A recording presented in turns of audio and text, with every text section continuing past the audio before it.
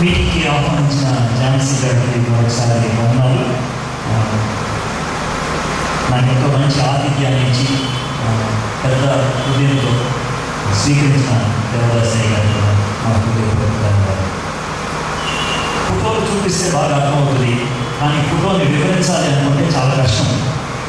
ఒక ఫోటో గురించి మాట్లాడదాం అనుకున్నా, నా ఫోటో కాదు అది, ఒక ఫోటో గురించి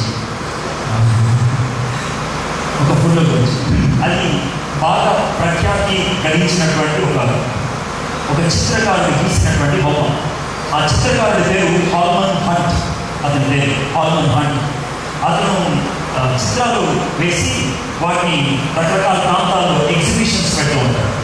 ఆ ఎగ్జిబిషన్స్లో చిత్రాలన్నీ అయిపోయిన తర్వాత చివరి రోజు ఒక పోటీ పెట్టాలన్నమాట. ఈ చిత్రాల్లో ఏ చిత్రము శ్రేష్టమైందో మీరు ఎంపిక చేసుకోండి అని.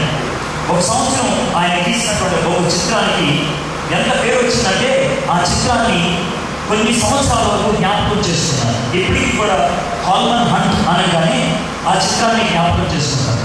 ఇంటికి ఆ చిత్రం ఏంటి అంటే ఒక యవనస్తుడు, కష్టపడి పనిచేసేటువంటి యవనస్తుడి యొక్క చిత్రం అన్నమాట. అతను రోజంతా కష్టపడ్డాడు, సాయంత్రం అయిపోయింది, చెమటలు కప్పుకుంటూ ఉంటాడు అనమాట. ఆయన చిత్రం ఆయన్ని ఆ విధంగా తీశాడనమాట. తీసి సాయంకాలం అయిపోయింది కాబట్టి సేద తీర్చుకోవడానికి, కాస్త అలసట తీర్చుకోవడానికి అక్కడ గోడ మీద చెయ్యి ఇలాగా ఆంచి ఇలాగా తల వాల్చుకొని ఉంటాడు. అది సాయంత్రం ఎలాగనంటే సూర్యుని కిరణాలు తన మీద పడుతూ ఉంటే దాని నీడ వెనక గోడ మీద పడుతూ ఉంది. అది ఒక వరండా లాంటిది, ఎలాగ ఆనుకొని ఉంటాడు.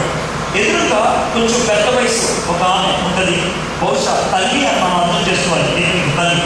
ఆ తల్లి ఈ బాబును చూస్తూ ఉండదు, ఈ బాబు యొక్క నీడను చూస్తూ ఉంటుంది. ఆమె ముఖంలో ఆందోళన చాలా స్పష్టంగా కనబడుతుంది. ఇతర ముఖంలో నీరసం అంతా అంటే సాయంత్రం అయిపోయింది కదా, అలాంటి పరిస్థితి తన ముఖంలో ఉంటే ఈమె ముఖంలో ఆందోళన ఉంటుంది. అక్కడంతా చెక్కలు ఉంటాయి. దాన్ని బట్టి మనం అర్థం చేసుకుంటే అతను ఒక వడ్రంగి అని అనుకోవచ్చు. వెనక గోడ మీద కొన్ని చెక్కలు ఆంచి ఉంటాయి. ఆ చెక్క మీద ఒక చెక్క మీద ఈయన నీడ పడుతూ ఉంటుంది. ఆ నీడను చూసి ఈయన ఆందోళన చెందుతూ ఉంటుంది. ఆ నీడ ఎలా ఉంటుందంటే ఇలా ఉంటుంది అన్నమాట, ఒక శివాకారంలో. ఆమె ఆందోళన చెందుతూ ఉంటుంది. ఆ చిత్రానికి చాలా పేరు వచ్చింది. కింద ఆ చిత్రకారుడు ఒక మాట రాశాడు ఇంగ్లీష్లో, right from the childhood he never miss his mission అని. చిన్ననాటి నుంచి కూడా తనకి ఇవ్వబడినటువంటి గొప్ప ఉద్దేశాన్ని తాను ఎప్పుడు కూడా కోల్పోలేదు. చిన్ననాటి నుంచి కూడా తనకి ఇవ్వబడినటువంటి పనిని ఎప్పుడు మర్చిపోలేదు అనే భావాన్ని ఇచ్చేటట్టు రాశారు. ఆ చిత్రానికి చాలా పేరు వచ్చింది. ఇందుకే ఆ చిత్రం ఎవరి గురించి అంటే యేసుక్రీస్తు ప్రభువారి గురించి. యేసుక్రీస్తు ప్రభువారి యొక్క జీవితం 12వ ఏట దాకా మనకు తెలుసు. ఆ తర్వాత మళ్ళీ 30వ ఏట ఆయన పరిచర్య ఆరంభం అయినప్పుడు మళ్ళీ మనకు తెలుస్తుంది. మధ్యలో 18 సంవత్సరాలు ఏమైందో తెలియదు. చాలా రకాలైనటువంటి అపోహలు, చాలా రకాలైనటువంటి తప్పుడు బోధలు ఉన్నాయి భారతదేశంలో. కొంతమంది ఆ 18 సంవత్సరాలు భారతదేశం వచ్చి భారతీయ మరి శాస్త్రుల దగ్గర ఆయన నేర్చుకున్నాడని, యోగా నేర్చుకున్నాడని, రాజయోగా నేర్చుకున్నాడు కాబట్టి ఆయన నీటి మీద నడవగలిగాడని, రాజయోగా నేర్చుకున్నాడు కాబట్టి సిద్ధ సమాధి యోగా అంటారు దాంట్లో, అది చేశాడు కాబట్టి చనిపోయినట్టు 3 రోజులు ఆయన సమాధిలో ఉన్నాడు, 3వ రోజున బయటకు వచ్చాడని కొంతమంది బోధిస్తూ ఉంటారు. అది సాధ్యమా? అలా జరగడానికి సాధ్యమా? కొన్ని పురాతనమైనటువంటి గ్రంథాలను ఎత్తి చూపించి ఈ గ్రంథాల్లో ఈ విధంగా రాస్తుంది అని వాళ్ళు అంటూ ఉంటారు. ఒక రష్యన్ రచయిత ఆయన నవలలు రాసేవాడు, కథలు రాసేవాడు. ఆయన రాసినటువంటి ఒక గ్రంథాన్ని చూపిస్తూ ఆ గ్రంథంలో ఉన్నది కాబట్టి యేసుక్రీస్తు ప్రభువారు భారతదేశానికి వచ్చి భారతదేశంలో నేర్చుకున్నాడు అని చెప్తూ ఉంటారు. ఆ విధంగా ఒకసారి నన్ను కొంతమంది ప్రశ్నించినప్పుడు దానికి నేను జవాబు ఇవ్వాల్సి వచ్చింది. ఆ జవాబు TV9లో వచ్చేటువంటి ప్రోగ్రాంలో నేను ఆ వ్యక్తికి ఫోన్ చేసి చెప్పాను, నువ్వు వస్తే నేరుగా నీ స్టేషన్ కూర్చోబెట్టి స్టూడియోలో నీకు ఆన్సర్ ఇస్తాను, ప్రజలందరికీ కూడా తెలుస్తుంది అని అతనితో అన్నాను. అతని పేరు టీవీ రమణమూర్తి అనేటువంటి ఆయన ఒక మ్యాగజైన్ రచిస్తాడు. ఆ మ్యాగజైన్లో ఇది రాసుకుంటూ వచ్చేసాడు, యేసు ప్రభువారు భారతదేశానికి వచ్చి ఆయన నేర్చుకున్నాడని. ఆయన ఫోన్ చేసి మరి ఈ మ్యాగజైన్ యొక్క రాశారు, నేను టీవీ ప్రోగ్రాంలో దాన్ని మీకు రానుకోని ఖర్చులు ఇస్తాను. గుంటూరు నుంచి ఆయన రానుకోని ఖర్చులు ఇస్తాం రండి అన్నాం.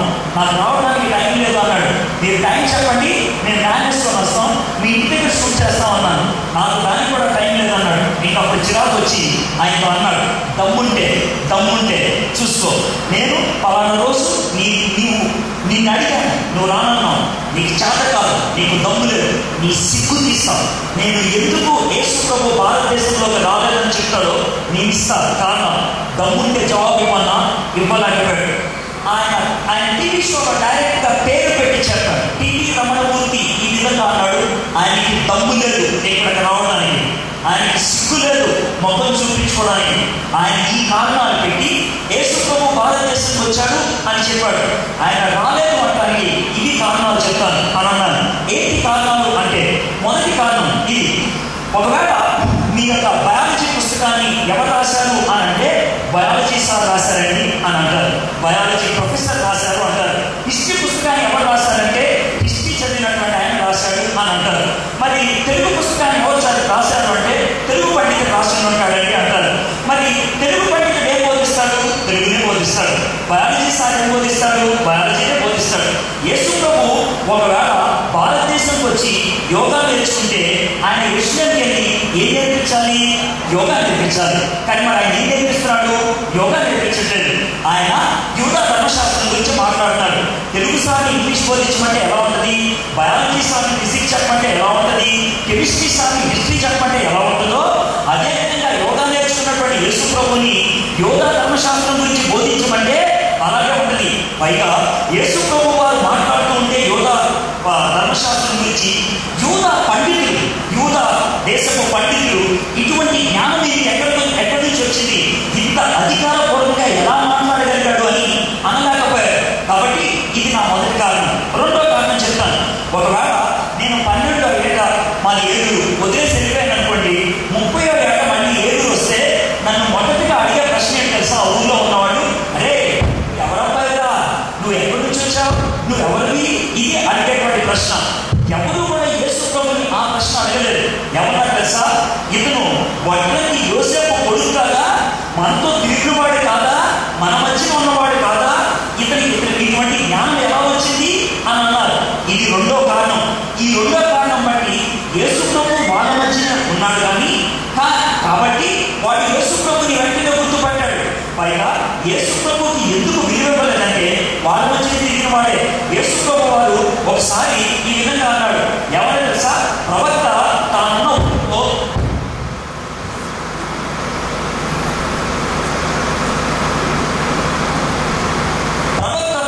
ఊళ్ళో విలువ లేని వాడు అని అన్నాడు. ఎందుకంటే తాను అక్కడ తిరిగిన వాడు కాబట్టి, అరే వీడు వాడు మనతో తిరిగినోడు, వీడి మాటలు మనం లెక్క చేసేది ఏంటి అనేటువంటి అపనమ్మకాన్ని చాలాసార్లు కనపరిచారు. ఎందుకంటే వాళ్ళ మధ్య తిరిగిన వాడు కాబట్టి. ఇది రెండవ కారణం. యేసుక్రీస్తు ప్రభువారు ఆ 18 సంవత్సరాలు వాళ్ళ మధ్యనే ఉన్నాడు అనడానికి. మూడవ కారణం ఏంటంటే, చరిత్ర చెప్తుంది యేసు ప్రభు వారు పుట్టిన తర్వాత మరియమ్మకి కొంతమంది కొడుకులు, కొంతమంది కుమార్తెలు కూడా పుట్టారు. అందులో ఇద్దరు పేర్లు మనకు తెలుసు. ఒక ఆయన పేరు యూదా, ఇంకొక ఆయన పేరు యాకోబు. వీళ్ళ పేర్లు కూడా మనకు తెలుసు. వాడు స్వయాన మరియమ్మ కడుపున పుట్టినవాడు. ఈ విధంగా యోసేపుకి మరి కొంతమంది పిల్లలు పుట్టిన తర్వాత చచ్చిపోయారు. మరి ఆయన చనిపోయిన తర్వాత యేసయ్య పెద్ద కుమారుడు కాబట్టి ఆయనకి ఇంటి మీద బాధ్యతలు ఉన్నాయి కాబట్టి ఆయన కష్టపడి ఇంటిలో పనిచేసి కుటుంబ బాధ్యతలు నెరవేర్చేవాడు.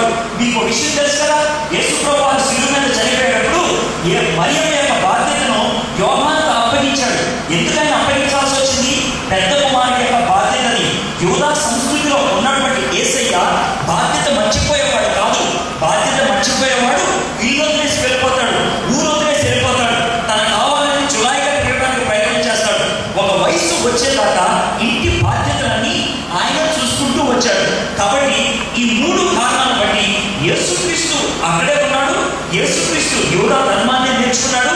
యేసుక్రీస్తు భారతదేశానికి రాలేదు అని చెప్పాల్సి వచ్చింది.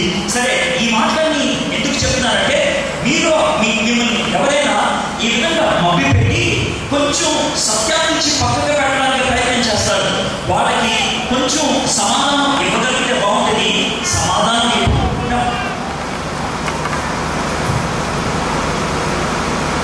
సమాధానం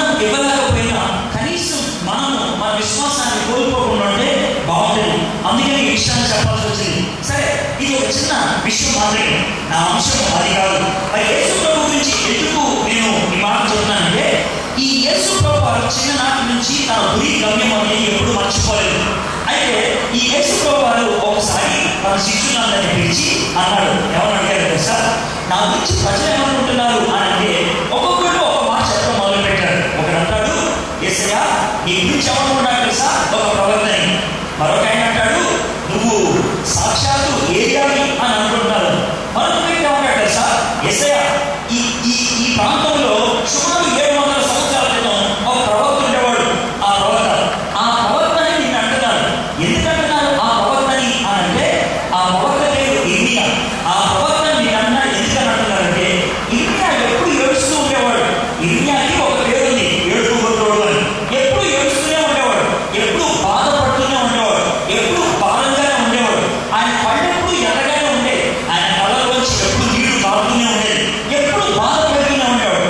యేసయ్య కూడా యెరూషలేము పట్టణాన్ని చూసినా, యూదులను చూసినా ఆ విధంగా దుఃఖపడేవాడు, ఆ విధంగా బాధపడేవాడు. నీకు ఎన్నిసార్లు చెప్పాను, మీకు ఎన్నిసార్లు బోధించాను, అయినా కూడా మీరు నన్ను అంగీకరించట్లేదు, మీరు సత్యాన్ని స్వీకరించట్లేదని యేసయ్య చాలాసార్లు యెరూషలేము వాసుల గురించి ఆయన బాధపడ్డాడు.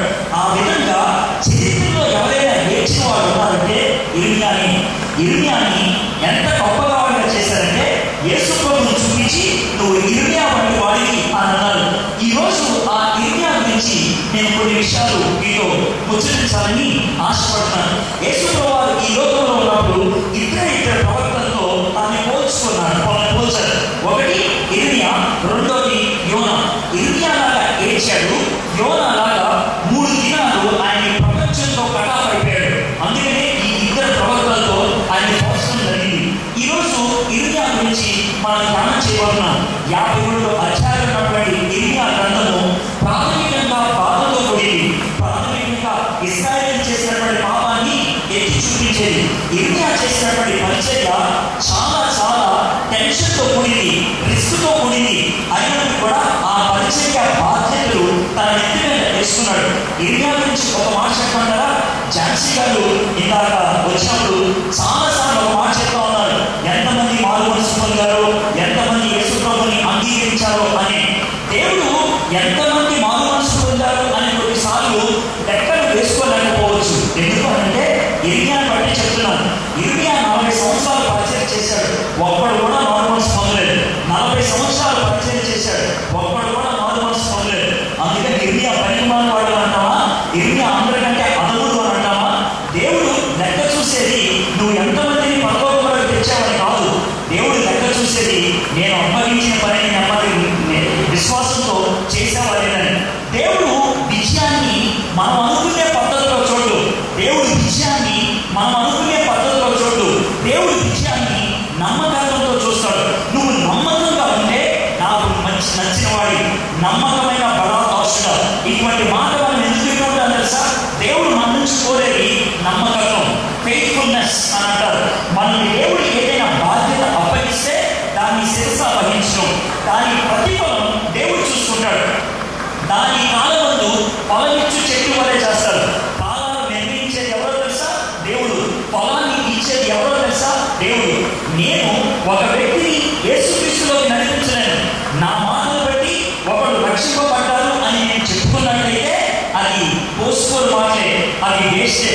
ఒకసారి ఈ విధంగా జరిగిందంట. డిఎన్ మూడి అని ఒక గొప్ప సువార్తికుడు ఉన్నాడు. డిఎన్ మూడి సువార్త పరిచయం అంటే చాలా బాగా ఇష్టం. ఆయన చాలా బాగా పరిచయం చేస్తూ ఉంటాడు. ఒకసారి అంట ఆయన ఒక గ్రామానికి వెళ్ళాడట. గ్రామానికి వెళ్తే ఒక తాగుబోతు వచ్చాడంట.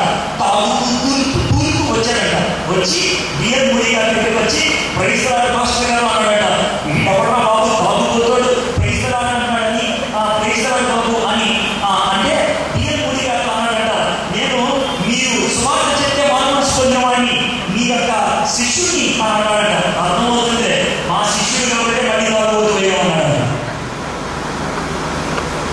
నా కర్తవ్యం కాబట్టి నువ్వు మళ్ళీ తాగుబోతు వేయాలి. నేను ఒక వ్యక్తిని మారిస్తే వాడు మారడు. నేను అని చెప్పుకుంటే కనుక అది ఏమవుతుందో డిఎన్ మూడి అన్నాడు. నాకు అర్థమవుతుంది, నువ్వు నా శిష్యుడే, నేను చెప్తే మారినవాడివే, అందుకే ఎలాగేయో. దేవుడు చెప్తే మారితే ఎలాగేవాడు కాదు. దేవుడు మార్చాలి, మనం కాదు మార్చాల్సింది. మనము దేవుని చేతిలో పెన్ను లాంటి. ఒక పెన్నుతో ఎవడైనా ఒక పుస్తకం రాస్తే ఆ పుస్తకాన్ని మెచ్చుకుంటాం, కరెక్టే. ఆ పుస్తకాన్ని రాసిన పెన్ను అందరూ ఎవడు కూడా ఆ పెన్ను పట్టుకున్నటువంటి కవి పేరు చెప్తారు. మనము దేవుని చేతిలో సాధనాలు, మనం దేవుని చేతిలో పనిముట్లు. దేవునికి ఎంతగా మనల్ని మనం అప్పగించుకోగలుగుతామో, దేవునికి ఎంతగా మనల్ని మనం సబ్మిట్ చేసుకుంటామో దేవుడు అంత బాగా వాడుకోగలుగుతాడు. ఇర్మియా అలాంటి దేవుడికి తను తాను బాగా అప్పగించుకున్నాడు. అందుకే 40 సంవత్సరాలు పరిచయం చేశాడు. అయినప్పటికీ కూడా ఒక్కరు కూడా మార్పు చెందలేదు. ఇంకా బాధ అనిపించేది ఏంటి తెలుసా? తెలియకుండా యాక్సిడెంట్ అయిందనుకోండి, యాక్సిడెంట్ అయిన తర్వాత బాధపడతాం. ఎవడైనా చూస్తూ ఉన్నప్పుడు గుట్టలోకి దోశాడనుకోండి, ఆ బాధ ఎక్కువ ఉంటుంది. నేను ఈ మాట ఎందుకు చెప్తున్నాను తెలుసా? ఇర్మియాకి దేవుడు పిలిచినప్పుడు అన్నాడు, ఇర్మియా దా అన్నాడు. ఏంటి ప్రభు అని అంటే, నిన్ను ప్రవక్తగా పెట్టుకుంటానయ్యా, నీ మాట ఎవడు వినడు అంటే నువ్వేమంటావు? ఒకవేళ నువ్వే ఉన్నావు అనుకో, యేసయ్య నిన్ను పిలిచి నిన్ను సువార్తికుడిగా పెట్టుకుంటానయ్యా, కానీ నువ్వు సువార్త చెప్తే ఎవడో వినడు అంటే నువ్వేమంటావు? అయితే నేను ఎందుకుంటావు అని అందేవాడు. అయితే నేను ఎందుకు?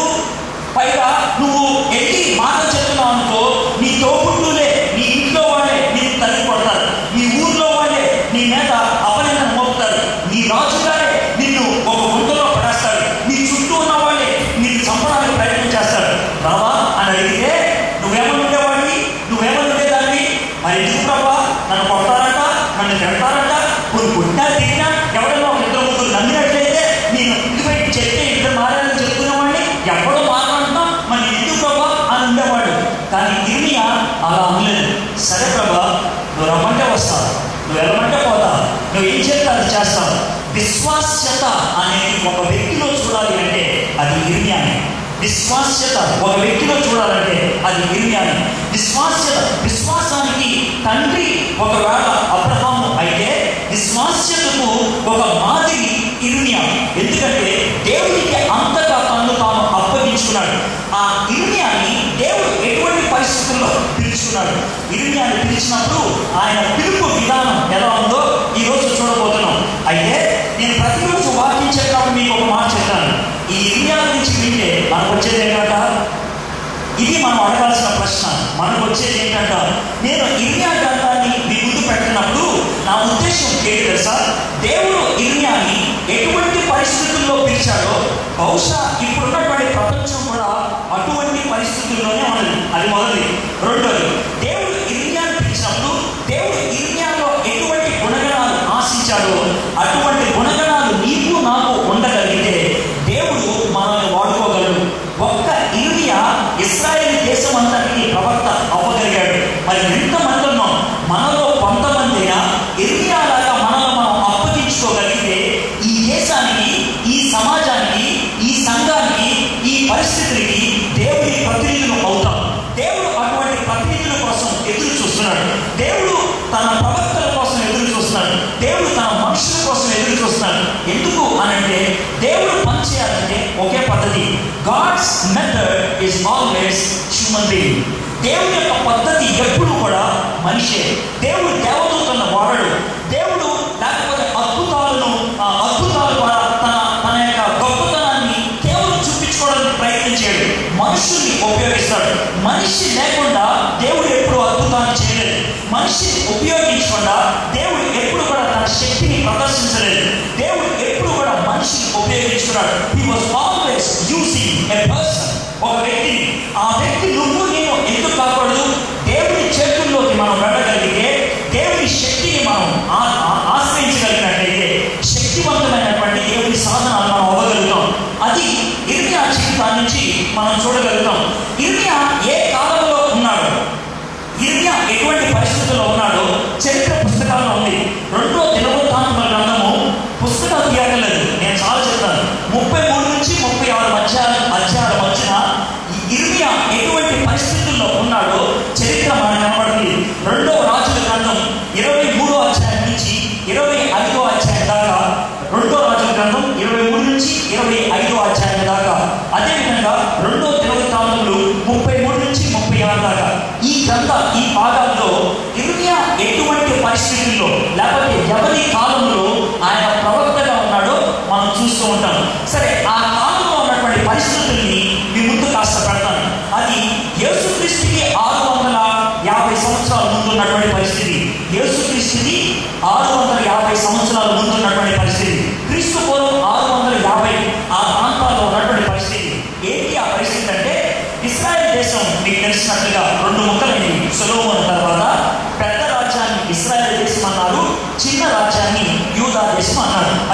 తెలిసిందే. యూదా దేశము క్రీస్తు పూర్వం 700, ఇశ్రాయేల్ దేశము క్రీస్తు పూర్వం 720లో అది మటుమాయం అయిపోయింది, అది కనుమరుగు అయిపోయింది, శత్రువుల చేతిలోకి చిక్కుకుపోయింది. ఇది ఇశ్రాయేల్ దేశం లేదు. యూదా దేశం అనే చిన్న దేశం మాత్రం మిగిలిపోయింది.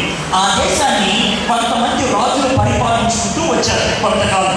ఆ పరిపాలించినటువంటి రాజుల్లో కొంతమంది మంచి రాజులు ఉన్నారు, కొంతమంది చాలా చెడ్డ రాజులు ఉన్నారు, చాలా చెడ్డ రాజులు. బహుశా ఇశ్రాయేలుని పరిపాలించినటువంటి రాజుల్లో అతి చెడ్డవాడు ఎవరు అని ఒకవేళ మన టాప్ నెంబర్ ఎత్తుకోవాలనుకుంటే ఈ వ్యక్తి పేరే పెట్టొచ్చేమో. ఆ వ్యక్తి ఎవరు అని అంటే, పైగా ఆయన ఇశ్రాయేల్ దేశాన్ని అతి ఎక్కువ కాలం పరిపాలించాడు. ఎంతకాలం తెలుసా? 53 సంవత్సరాలు. 53 సంవత్సరాలు పరిపాలించాడు. కానీ చాలా దరిద్రుడు, చాలా దుర్మార్గుడు, చాలా దుష్టుడు. ఎవరు ఆ రాజు అంటే మనష్షే. మనష్షే అనేటువంటి రాజు ఇశ్రాయేలుని 53 సంవత్సరాలు పరిపాలించాడు. ఈ 53 సంవత్సరాల్లో ఆయన ఏం చేశాడు తెలుసా? ఇశ్రాయేలు యూదులను దేవతలను పూజ చేసేటట్లు చేశాడు, బయలు దేవతలను పూజ చేసేటట్లు చేశాడు. అంతకంటే భయంకరమైన పని ఏంటి తెలుసా? మనం చర్చిలోకి వెళ్ళామనుకోండి, చర్చిలో ఇలాంటి పవిత్ర స్థలంలో ఇలాగ సిలువ ఉంటుంది, అంతే కదా? సిలువ కదా ఉంది. ఏ చర్చిలోకి వెళ్ళినా కూడా సిలువే కదా. ఒక ఆదివారం పొద్దున్నే మీరు చర్చికి వచ్చారనుకుందాం, ఇక్కడ సిలువ బదులు శివలింగం కానీ ఓం కానీ ఉందనుకోండి, ఏం చేస్తారు మీరు? ఒకసారి ఆలోచించండి, అయ్యి బాబాయ్ ఏంటిది, ఏమైపోయింది ఇక్కడ అని అనుకుంటాను లేదా? అదే చేశాడు మనష్షే. ఏం చేశాడు తెలుసా? యెరూషలేము యొక్క దేవాలయం ఉంది కదా, దేవాలయంలో గర్భగుడిలో సర్వసాధారణంగా ఉండాల్సినటువంటి ఆ ప్రత్యక్షపు గుడాలను, ఆ ప్రాంత పరిస్థితిని తీసి పడేసి అక్కడ బయలుదేవతను పెట్టాడు. బయలుదేవతను తీసుకొచ్చి పెట్టి అక్కడ బయలుదేవతకు పూజలు చేయడం మొదలు పెట్టాడు. ఎంత దౌర్భాగ్యమైనటువంటి పరిస్థితిలో ఆలోచించండి. తనకు కొడుకు ఉండేవాడు, ఆ కొడుకుని తాను పిలుచుకొని దేవాలయంలోకి తీసుకొచ్చి ఆ కొడుకుని పొడిచి ఆ కొడుకు యొక్క కాలిన రక్తాన్ని ఒక బేసిన్లో పట్టుకొని బయలుదేవతకి నేరుగా యెరూషలేము దేవాలయంలో బలిచ్చాడు. అంత దుర్మార్గుడు, అంత దుష్టుడు. అటువంటి దుర్మార్గపు పరిస్థితుల్లో ఇర్మియా జన్మించినట్లు మనం చూస్తాం. అటువంటి దుర్మార్గపు పరిస్థితుల్లో ఇప్పుడు మీ బైబిల్ తీయండి. ఇర్మియా గ్రంథం 1వ అధ్యాయం.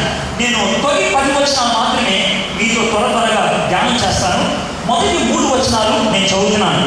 బెన్యామీను దేశమందలి అనాతోతులో కాపురం ఉన్న యాజకులలో ఒకడై హిల్కీయా కుమారుడైన ఇర్మియా వాక్యములు.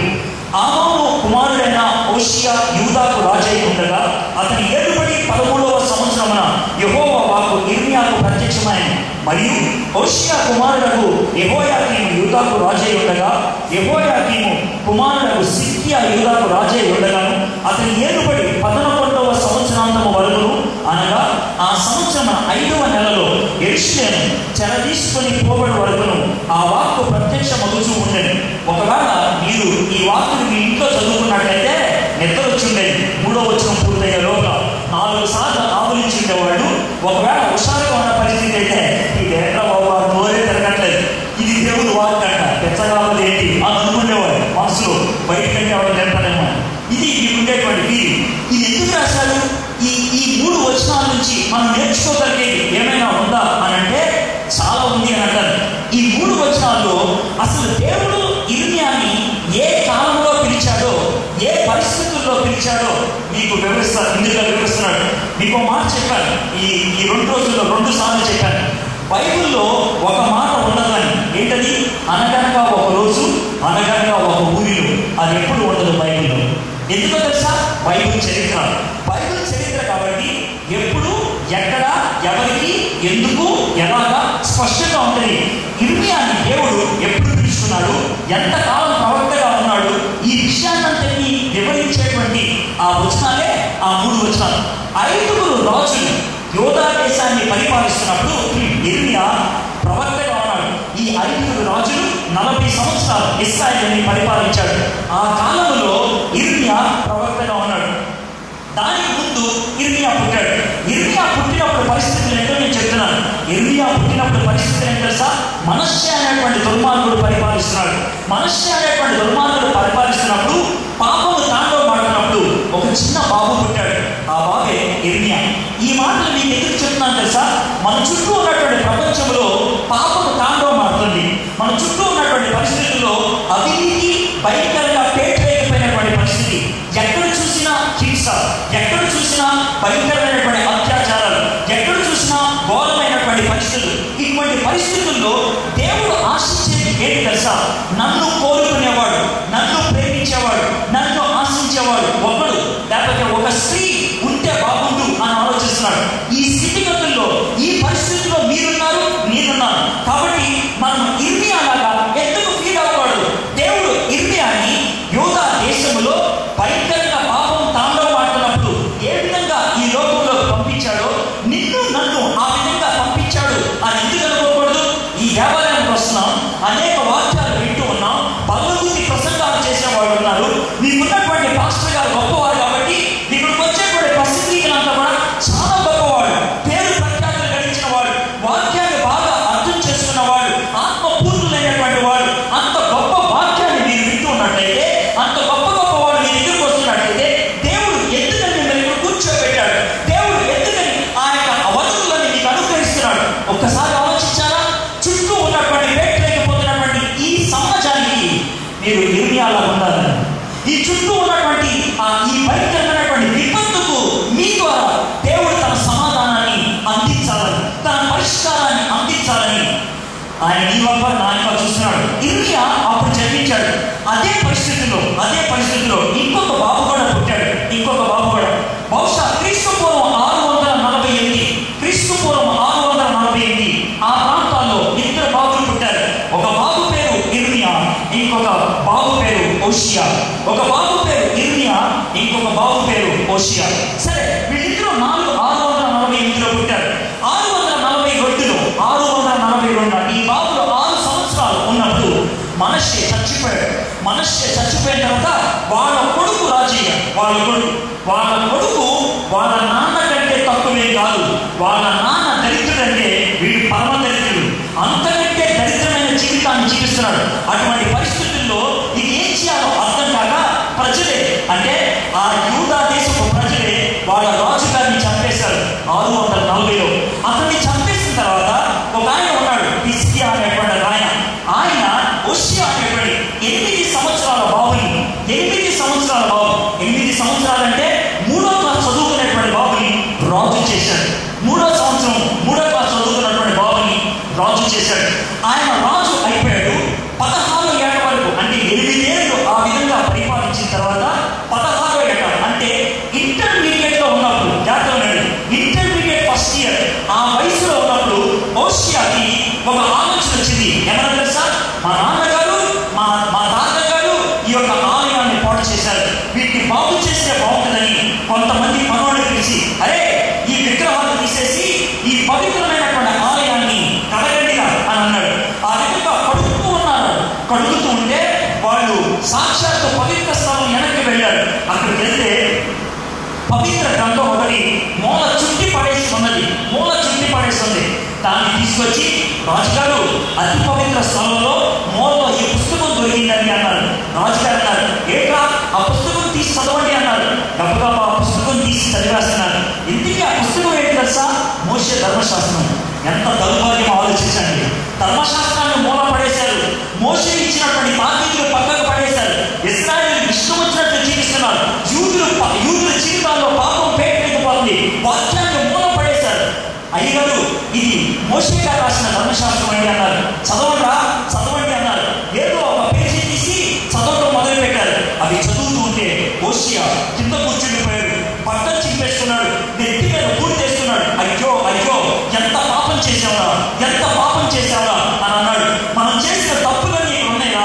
ఇలాంటి తప్పులు చేయకూడదు. ఈ విగ్రహాన్ని తీసుకొచ్చి ఇక్కడ పెట్టాం, దీన్ని అపవిత్రంగా మార్చాం, కడిగేయండి, శుభ్రం చేయండి అని అక్కడ ఉన్నటువంటి మతములు, అక్కడ ఉన్నటువంటి పద్ధతుల్లో మార్పులు తీసుకొచ్చాడు.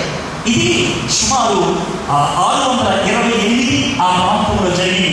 ఆ విధంగా మార్పు తీసుకొచ్చి యూదా దేశంలో మతపరంగా మార్పులు వచ్చినటువంటి సందర్భంలో ఆ సమయంలో యెహోవా వాక్కు ఇర్మియా దగ్గరికి వచ్చింది. నేను ఈ చరిత్రను మీకు ఎందుకు చెప్పాను తెలుసా? దేవుడు ఇర్మియాని ఏ పరిస్థితుల్లో పుట్టించాడో తెలుసా?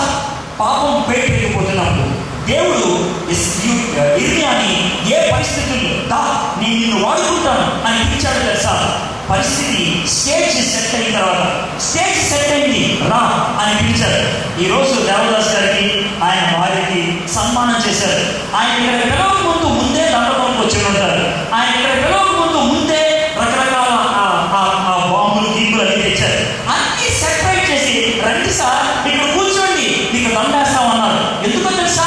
ప్లాన్ చేశారు కాబట్టి, ప్రిపేర్ అయ్యారు కాబట్టి. ప్రిపేర్ చేసేది దేవుడు, వర్క్ చేసేది నువ్వు.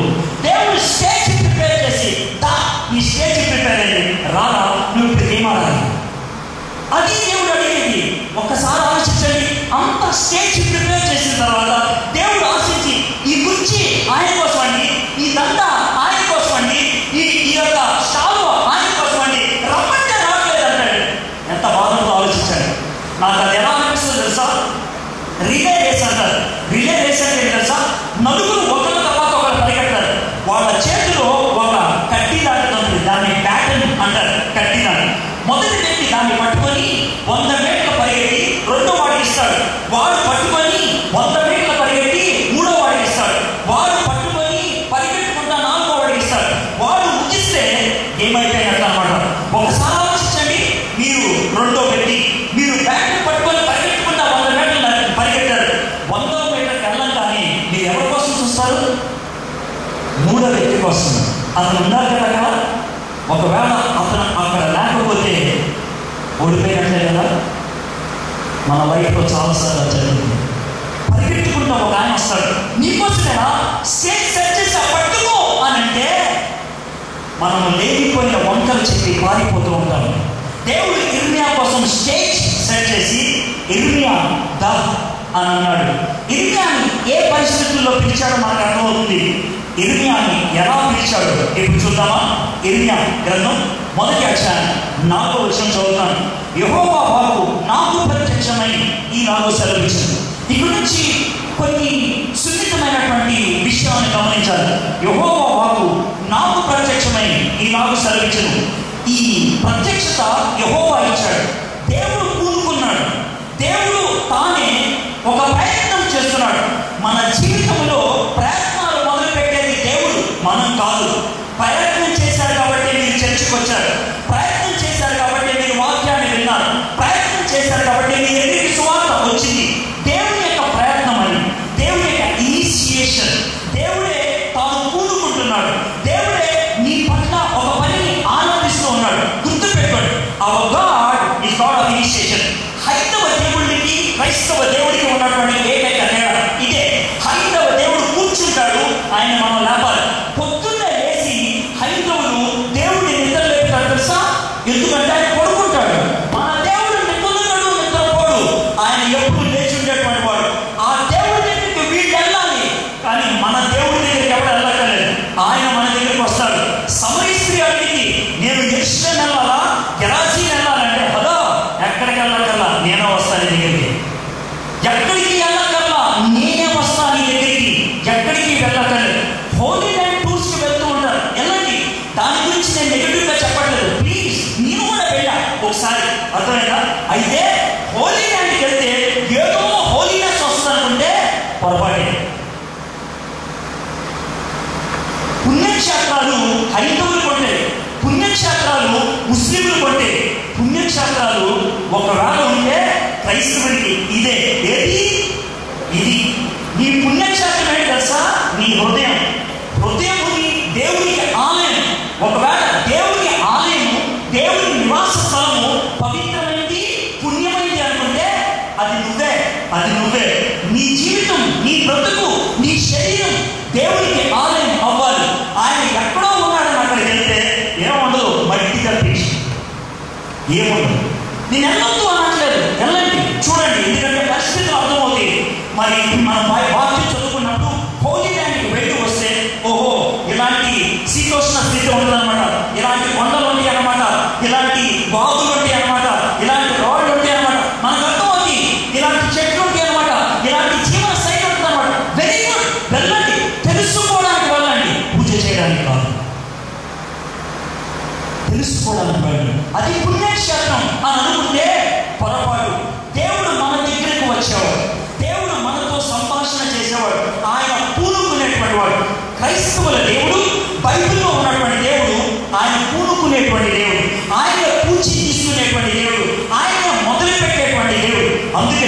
యెహోవా వాక్కు నాకు ప్రత్యక్షమై ఇలాగ సెలవిచ్చింది. ఏమని సెలవిచ్చింది ఆ వాక్యము అంటే? యెహోవా అన్నాడు, ఏమన్నాడు? గీత ఉంటుంది. ఆ గీత తర్వాత ఉన్న డైలాగు దేవుడి డైలాగ్ ఏంటో సార్?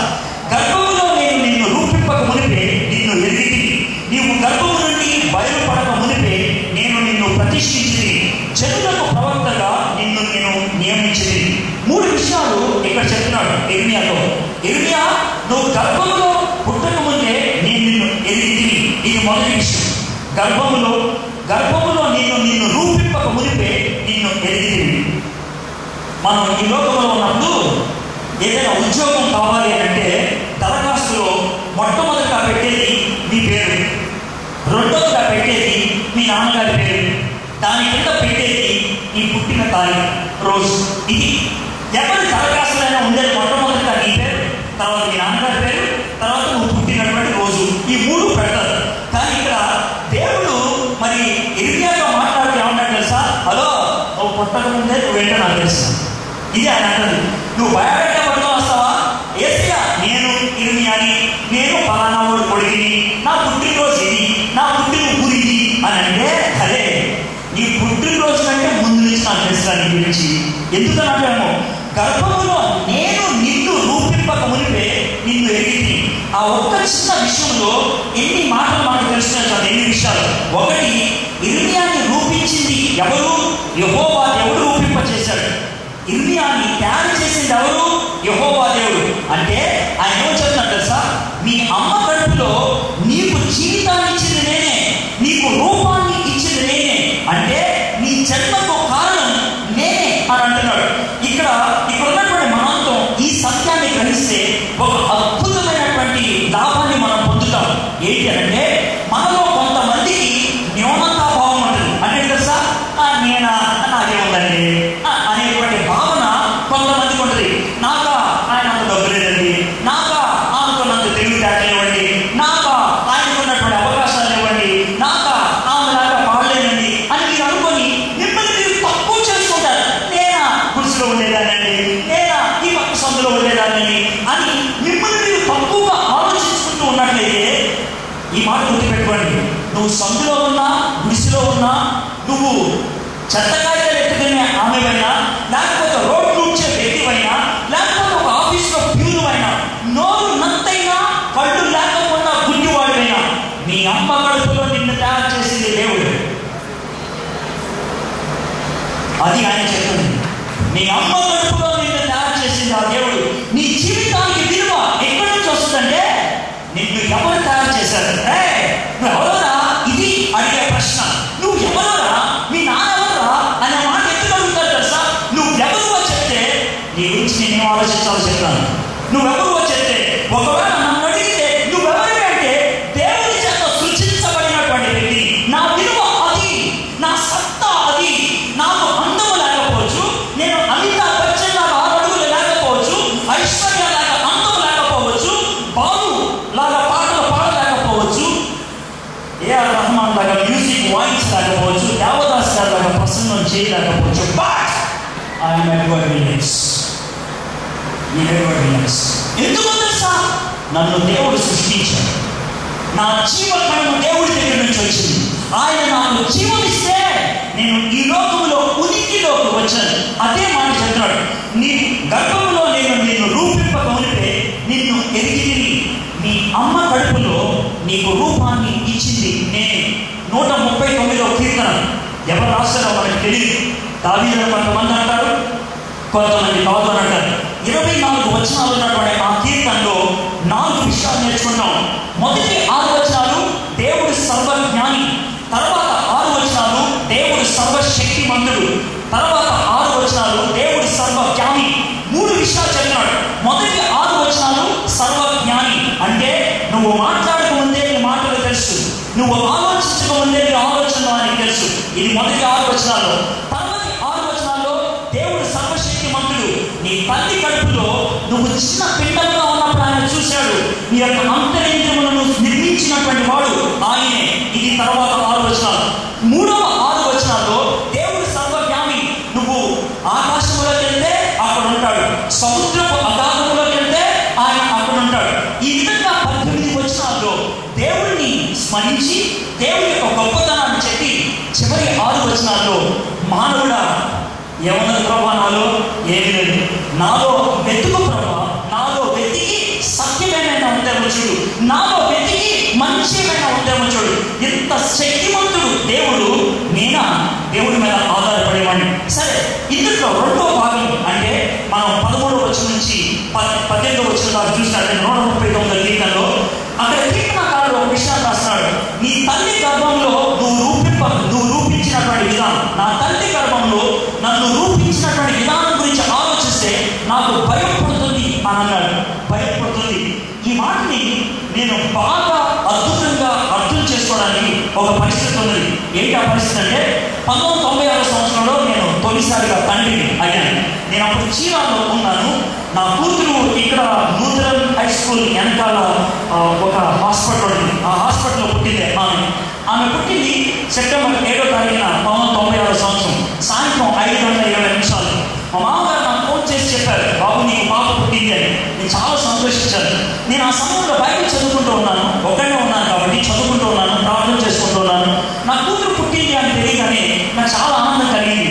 తర్వాత రోజు మాత్రమే నేను బయలుదేరగలను, ఎందుకంటే ఆ రోజు సాయంత్రం చీరాల్లో మాట్లాడాలి. కొంచెం ఆరాటం ఉంటుంది, కూతుర్ని చూసుకోవాలని. ఎలా ఉంటుంది అనేటువంటి ప్రశ్నలు ఉంటుంది. నాలాగా ఉంటుందా, నా భార్యలాగా ఉంటుందా, ఎలా ఉంటుంది, ప్రశ్నలు ఉంటాయి. ఇలాంటి ప్రశ్నల మధ్యన ఒక విచిత్రమైనటువంటి ప్రశ్న ఉత్పన్నమైంది.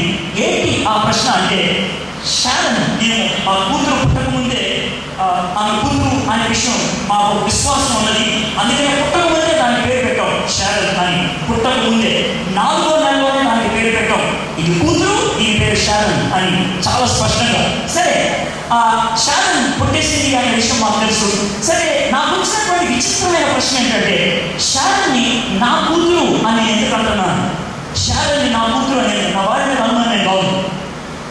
నా కూతురు అని నేను ఎందుకు అంటున్నాను? Why she is called my daughter?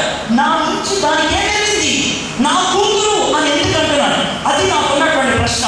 ఆ ప్రశ్న ఎంతగా నన్ను కలత చెందించిందంటే వెంటనే ఫోన్ తీసుకొని గాంధీ మెడికల్ కాలేజ్ హైదరాబాద్ ఆమె వైస్ ప్రిన్సిపల్ డాక్టర్ లేడీ ఎగ్నెసర్ ఆమె నాకు బాగా తెలుసు. ఆమెకు ఫోన్ చేసి, ఆంటీ నా కూతురు పుట్టింది అన్న. వెరీ గుడ్, కంగ్రాట్స్ సార్, ఏంటి విషయం అన్నాను. ఆంటీ మిమ్మల్ని ఒక ప్రశ్న అడగాలన్నాను. ఆమె దేంట్లో నిపుణురాలు తెలుసా? మెడికల్ సైన్స్లో ఒక సబ్జెక్ట్ ఉన్నది, ఎంబ్రియాలజీ అంటారు. ఎంబ్రియో అంటే పిండం, కడుపులో ఉన్నటువంటి పిండము ఎదిగేటువంటి దశలను ఆమె బోధిస్తూ ఉంటారు. ఆమె పండితురాలు.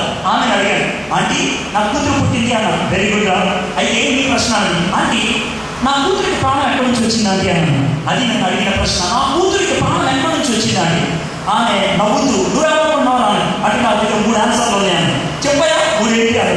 ఒకటి నా దగ్గర నుంచి, 2 నా భార్య దగ్గర నుంచి, 3వది గొడవ లేకుండా ఉండడానికి 50-50 అన్నాను. అని నా దగ్గర సగం, నా భార్య దగ్గర సగం అన్నాను. అని అంటే సగ ప్రాణం ఎక్కడ ఉంటుందా అన్నది. మొదలైన 3 తీసేయాలన్నది. ఇక 2 అయితే నా దగ్గర నుంచి, నా భార్య దగ్గర. చెప్పండి ఆంటీ నా కూతురికి ప్రాణం ఎక్కడి నుంచి వచ్చింది అని అంటే ఆమె జవాబు చెప్పట్లేదు. కొంచెం చిరాకు ఎక్కువైపోయింది, టెన్షన్ ఎక్కువైపోయింది.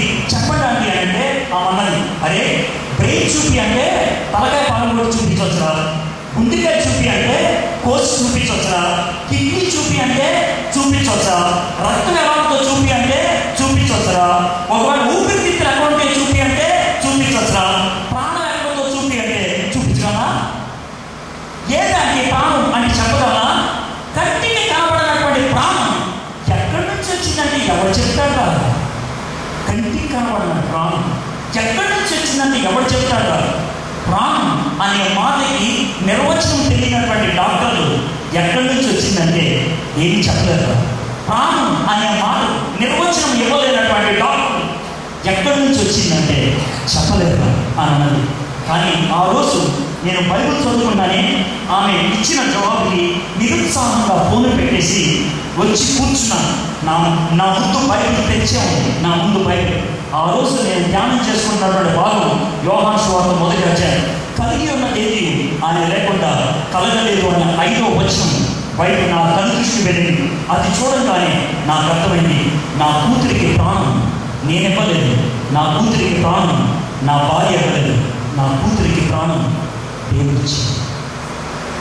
దేవుడిచ్చాడు. అదే మాట దేవుడు ఇర్మియాతో చెప్తున్నాడు, నీకు ప్రాణం ఇచ్చింది నేను, నీకు జీవితాన్ని ఇచ్చింది నేను, నీకు ఆరంభాన్ని ఇచ్చింది నేను, నిన్ను సృజించినది నేను. ఈరోజు ఒకవేళ దేవుడు ఇక్కడ నిలబడి మాట్లాడితే ఆయన మాట్లాడే మాట అదే, నీ జీవితానికి కారణం నేను. ఐ యామ్ యువర్ క్రియేటర్, నేను నీ సృష్టికర్తను అని అంటాడు. నిన్ను తయారు చేసింది నేనే, నీకు రూపకల్పన ఇచ్చింది నేనే, నీ కళ్ళు గుడ్డులు ఇచ్చింది నేనే, నీ చేతుకున్నటువంటి వేళ్ళు ఇచ్చింది నేనే. నీకు విషయం తెలుసా, నీలాంటి వ్యక్తి ఈ ప్రపంచంలో మరొకళ్ళు ఉండలేరు. ఏ అంటారు, రేషన్ కార్డు కోసం, ఆధార్ కార్డు కోసం వెళ్తాం కదా మున్సిపల్ ఆఫీస్కి, 2 నమూనాలు తీసుకుంటారు మన దగ్గర. ఏమేమి తీసుకుంటారు తెలుసా, ఒకటి ఐరిస్ అంటారు, కనుపాపని ఫోటో తీస్తారు. రెండోది ఏడు ముద్ర తీసుకుంటారు.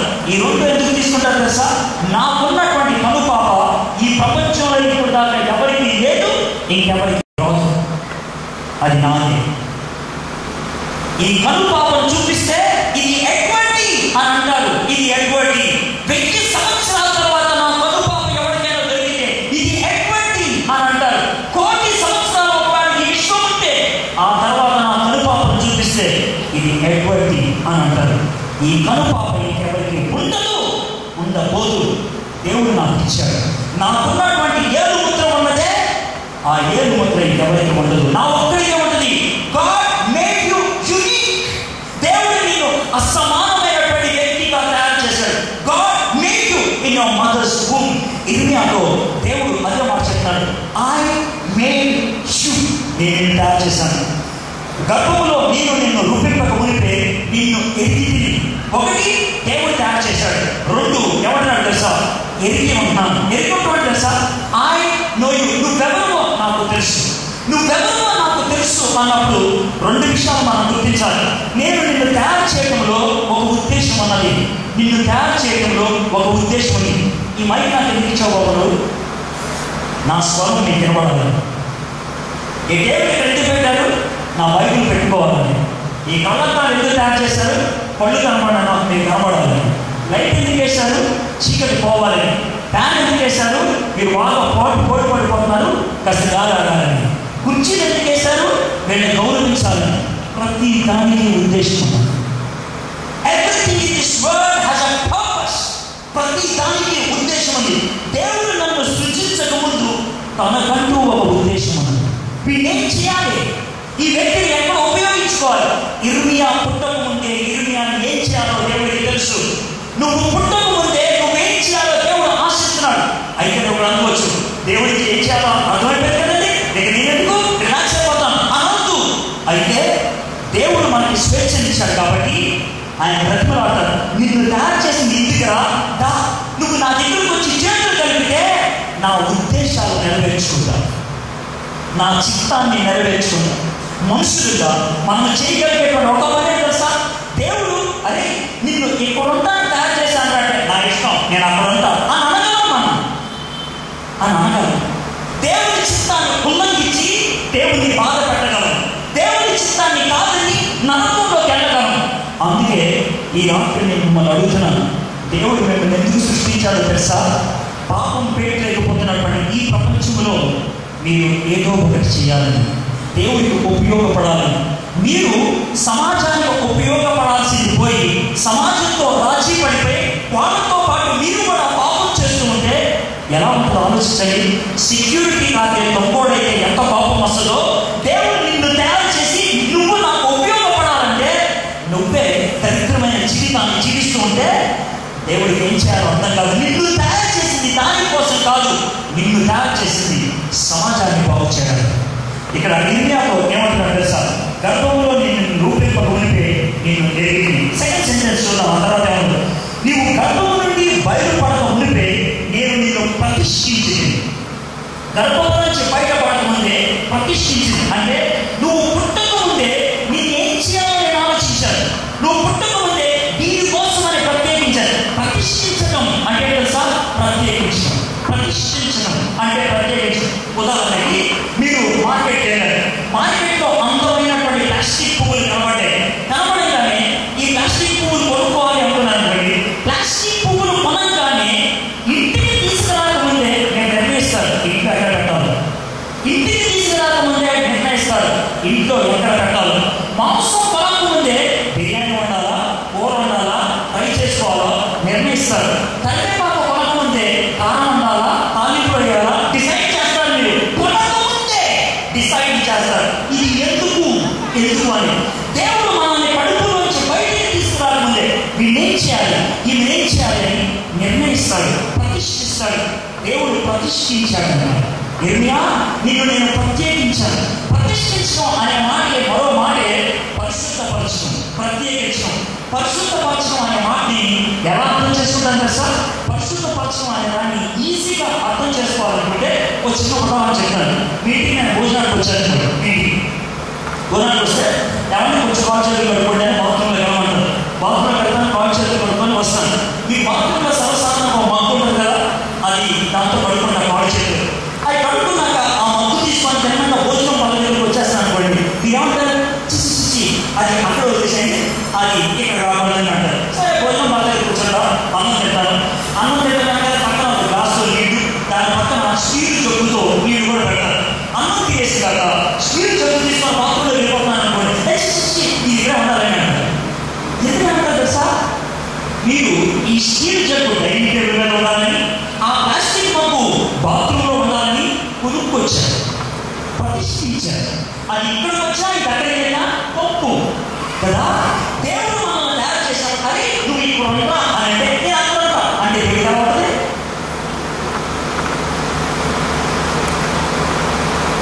అపవిత్రపరచుకోవడం అంటే అదే. దేవుడు నువ్వు ఇక్కడుంటూ అని డైనింగ్ టేబుల్ పెడితే నేను మా బాత్రూంలో నీళ్ళు ఉంటాను అంటే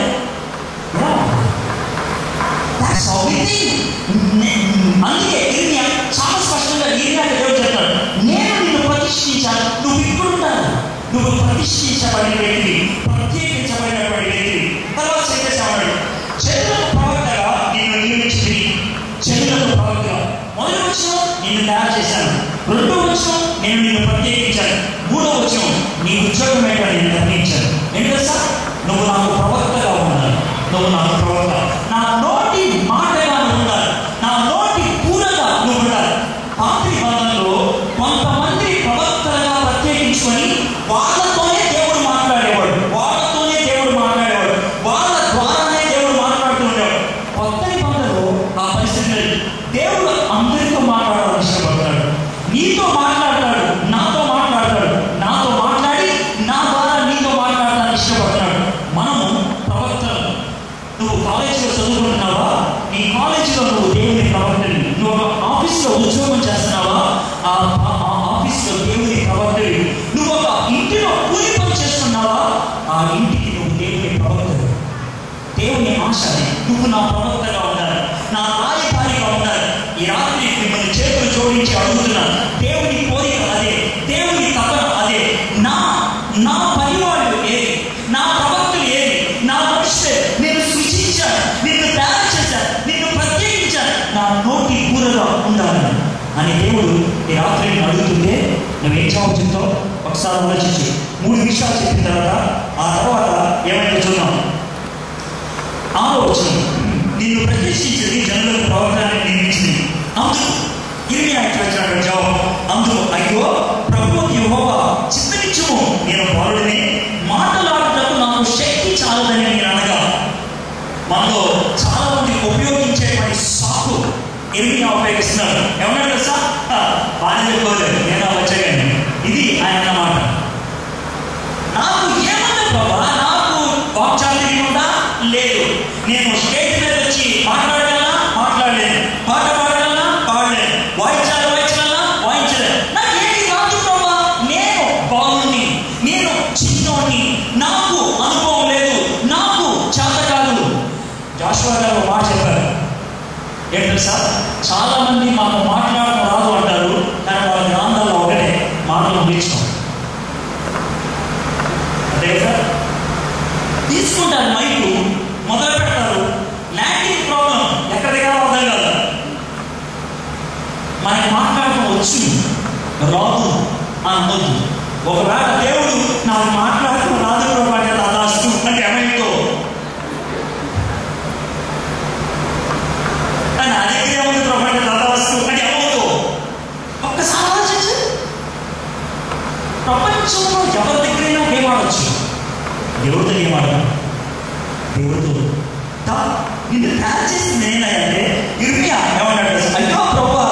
యెహోవా చిత్తగించుము, నేను బాలుణ్ణి, మాటలాడటము నాకు శక్తి చాలదు. దీన్ని 2 విధాలుగా చూడాలని ఇష్టపడతాను. ఒకటి, తప్పించుకోవడానికి ఈ మాటలు ఉపయోగించాలనుకో దేవుడి కోపం వస్తుంది, తప్పించుకోవడానికి. ఇంకో విధంగా ఉపయోగిస్తే మనసే ఏంటి తెలుసా? ప్రభా నన్ను పిలుస్తున్నావే, నాకు రాదు ప్రభా, నువ్వు లేకపోతే నేనేం చేయలేను, నీ మీద ఆధారపడకపోతే నేనేం చేయలేను. అటువంటి భావం ఉందనుకో వెరీ గుడ్, మంచిదే. మొదటి రోజు వర్తమానం ఇచ్చేటప్పుడు మోషే గర్వం గురించి మాట్లాడాడు. ఈ అని చేసుకుంటూ పోయాడు, మొహం పగిలింది. నెహెమ్యా అలాంటి కాదు, విషయాన్ని తెలుసుకొని దేవా అని అడిగాడు. ఇర్మియా ఆ జాతికి చెందినవాడు. ఏ జాతి తెలుసా? దేవా నేను వాడునే, నాకు చదవగలదు.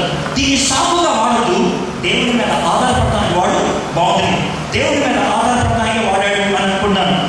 నేను నిన్ను అప్పుడు యెహోవా నాకు ఇలాగ సెలవించింది. 7వ వచనం, నేను బాలుడిని అనవద్దు, నేను నిన్ను పంపిన వారి యొద్దకు నీవు పోవలేను, నీకు ఆజ్ఞాపించిన సంగతులను నీవు చెప్పవలేను, వారికి భయపడను, నిన్ను విడిపించుటకు నేను నీకు తోడయ్యాను. ఇదే యెహోవా వాక్కు. ఇర్మియా అన్నాడు, ప్రభా నేను బాలుడిని, నాకేం తెలియదు ప్రభా, ఏం మాట్లాడాలో తెలియదు, ఎక్కడికి వెళ్ళాలో తెలియదు, కష్టం వస్తే ఏం చేయాలో తెలియదు. 3 విషయాలు. నేను బాలుడిని, ఎందుకు తెలుసా? ఎక్కడికి వెళ్ళాలో నాకు తెలియదు, ఏం చెప్పాలో నాకు తెలియదు, అక్కడికి వెళ్ళిన తర్వాత నా పరిస్థితిలో అభివృద్ధి అయ్యాకో ఏం చేయాలో నాకు తెలియదు. ఇది 3. ఈ 3 బట్టి నేను బాలుడిని అంటే ఎస్, యెహోవా దేవుడు 3 విషయాలు ఆయన చెప్తున్నాడు. ఆయన ఏం చెప్తున్నాడు? 7వ వచనం, యెహోవా నాకు ఇలాగ సెలవించును, నేను బాలుడిని అనవద్దు, నేను నిన్ను పంపు వారి యొద్దకే నీవు పోవాలి. నెంబర్ 1, దేవుని చేతుల్లో ఉంటే నీకు డైరెక్షన్ ఎవరిస్తారు? దేవుడిస్తారు. ఎక్కడికి వెళ్ళాలో, ఎవరి దగ్గరికి వెళ్ళాలో డైరెక్షన్ ఎవరిస్తారు?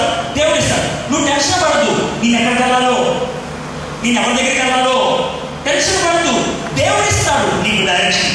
ఇది అంటే మాట చెప్తాను, నీ ఇస్తా, నేను ఎక్కడికి వెళ్ళాలో, నేను నిన్ను పంపిన వారి వద్దకే నువ్వు పోవాలి, నీకు ఆజ్ఞాపించిన సంగతులను నీవు చెప్పవాలి. సెకండ్ వన్, నేను ఎక్కడికి వెళ్ళాలో నాకు తెలియదు. మొదటి, ఏం చెప్పాలో నాకు తెలియదు. నేను చెప్తానుగా, అడిగాను నేను చెప్తానుగా, నేనేం చెప్తే అది చెప్పు, నేను ఏది చెప్పమంటే అది చెప్పు.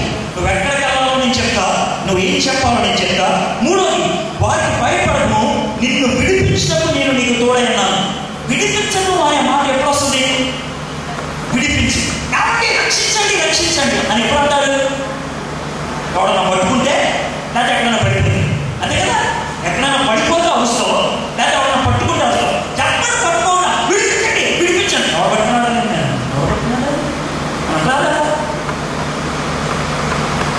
లేకపోతే కుర్చీలో కూర్చొని రక్షించండి రక్షించండి, ఏమైందా?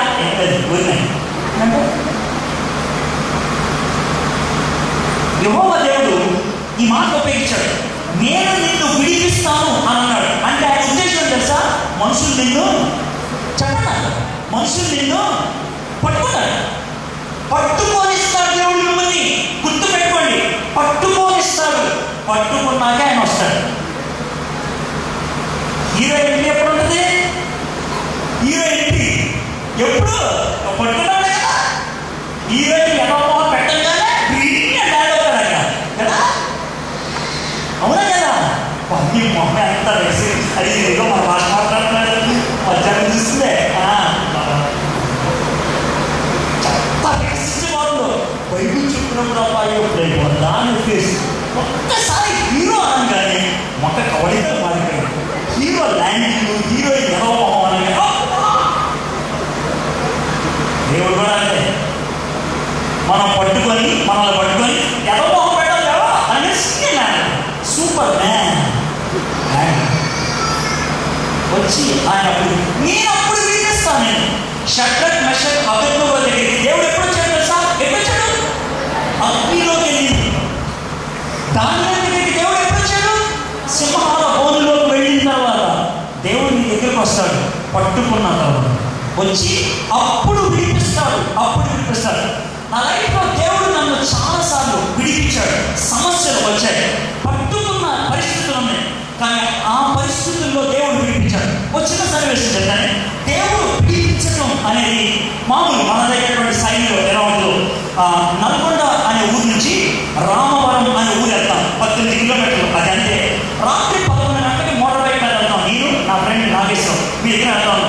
ఈ మధ్య దూరం, రాత్రి 11 గంటలకి.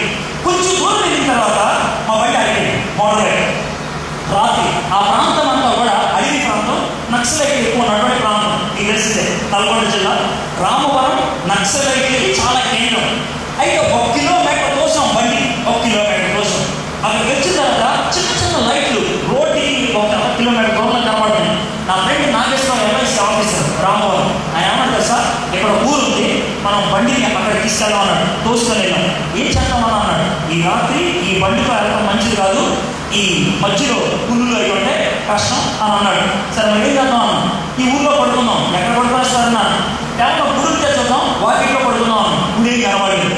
ఒక ఇల్లు కనబడింది. పాక ముందుకు వరండా ఉంటుంది, ఆ వరండాలో పడుకుందాం అని అన్నాను. పడుకుందాం అని వెళ్ళి కూర్చున్నాం. నాగేశ్వరం ఒక తలంపు వచ్చింది, ఇది ఎవరిలో తెలియదు. మనం ఇక్కడ పడుకున్నాం అనుకో, మనం కళ్ళు తెరవకుండా అని చెప్పచ్చు మనం. కాబట్టి ఆవిడ చెప్పడం మంచిది అని అన్నాడు. తలుపు కొట్టాం. 12 అయింది ఆ టైంకి. పన్నాడు. తలుపు కొట్టాం. ఆడవాడా అందరు తీశాడు. అంటే సార్ బండి ఆగిపోయిందండి, మీరు ఎవరికంటే పడుకుంటాం అన్నాడు. ఏమన్నా అదనమాట అని అన్నాడు. లోనికి వెళ్ళాడు. టక్మని తలిపేశాడు. అమ్మాయ వీడు ఒప్పుకున్నాడు. పడుకున్నాం, బండి ఆడ పెట్టాం. మా బయట ఎత్తికి పెట్టుకున్నాం. పడుకున్నాం. పడిచిన ప్రార్థన చేస్తాం. పడుకున్నాం. పడుకున్న 5 నిమిషాలు మనం తలిపేసి మళ్ళీ ఎవరో ఉద్దేశించి అన్నా అన్నాడు. పర్లేదు ఎవా అన్న లేదండి అన్నం తెలియదు అన్న రండి లాన్ అన్నాడు. అంటే వీడు కూర్చుని లాన్ నడుచుకోలేదు. దగ్గర కూర్చున్నాను. అనవాడా అని అన్నాడు వాళ్ళ భార్య. అంటే బిర్యానీ తీసుకుని పెట్టారు. అది పండుగ రోజు బిర్యానీ తీసుకుని పెట్టిందని నేను క్రైస్తవులం కదా, మేము చేసే తొలి పని మీకు తెలిసిన అన్నం పెట్టాలని మేము ఒకరికొకరు చూస్తున్నాం. పబ్లిక్ ప్రేయర్ చేస్తే కుదరదుగా యెహోవాదేవా అని మొదలు పెట్టే మనం చాలా ప్రాక్టికల్గా ఆలోచించాం. ప్రభుత్వం చూస్తుందో అంటే కుదరదు. అవునా? అందుకని నేను మొహాలు చూస్తున్నాం. ఎవరు స్టార్ట్ చేస్తున్నాం. ఇద్దరికి పళ్ళు మూసుకొని సైలెంట్గా మనం ప్రార్థన చేస్తున్నాం. చేసుకొని అన్నం మొదలు పెట్టినాం. ఏం చేశాడు అన్నాడు.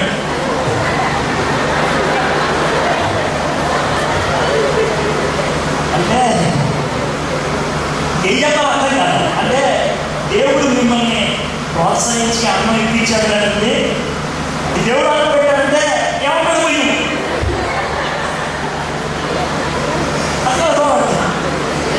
అంటే దేవుడు ప్రోత్సహించి మీ ద్వారా అన్నం పెట్టాడు కదంటే దేవుడు అన్నా చెప్తాను మీ గురించి ప్రార్థన చేస్తాను అని అంటే ఆయన సైలెంట్ అయిపోయాడు. సీరియస్ ఉన్నాడు. అన్నం పెట్టాను పోరాస్తా ఉన్నాడు. కొద్దిసేపు ఉన్నాక అన్నం అయిపోయింది. మా కుటుంబం కోసం ప్రార్థన చేయండి అన్నాడు. మాలో కొంచెం టెన్షన్ స్టార్ట్ అయ్యింది. పేపర్ పరిస్థితి.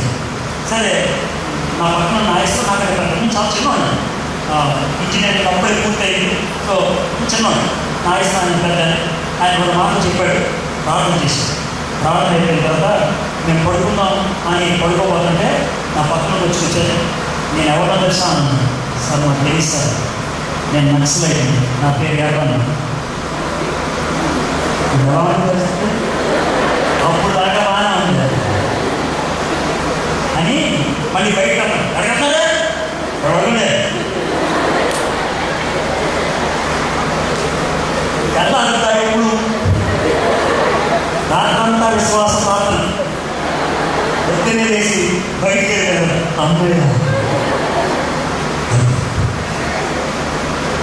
పట్టుకుంటారండి, లోన వేస్తారు, అక్కడ దేవుడు వినిపిస్తారు.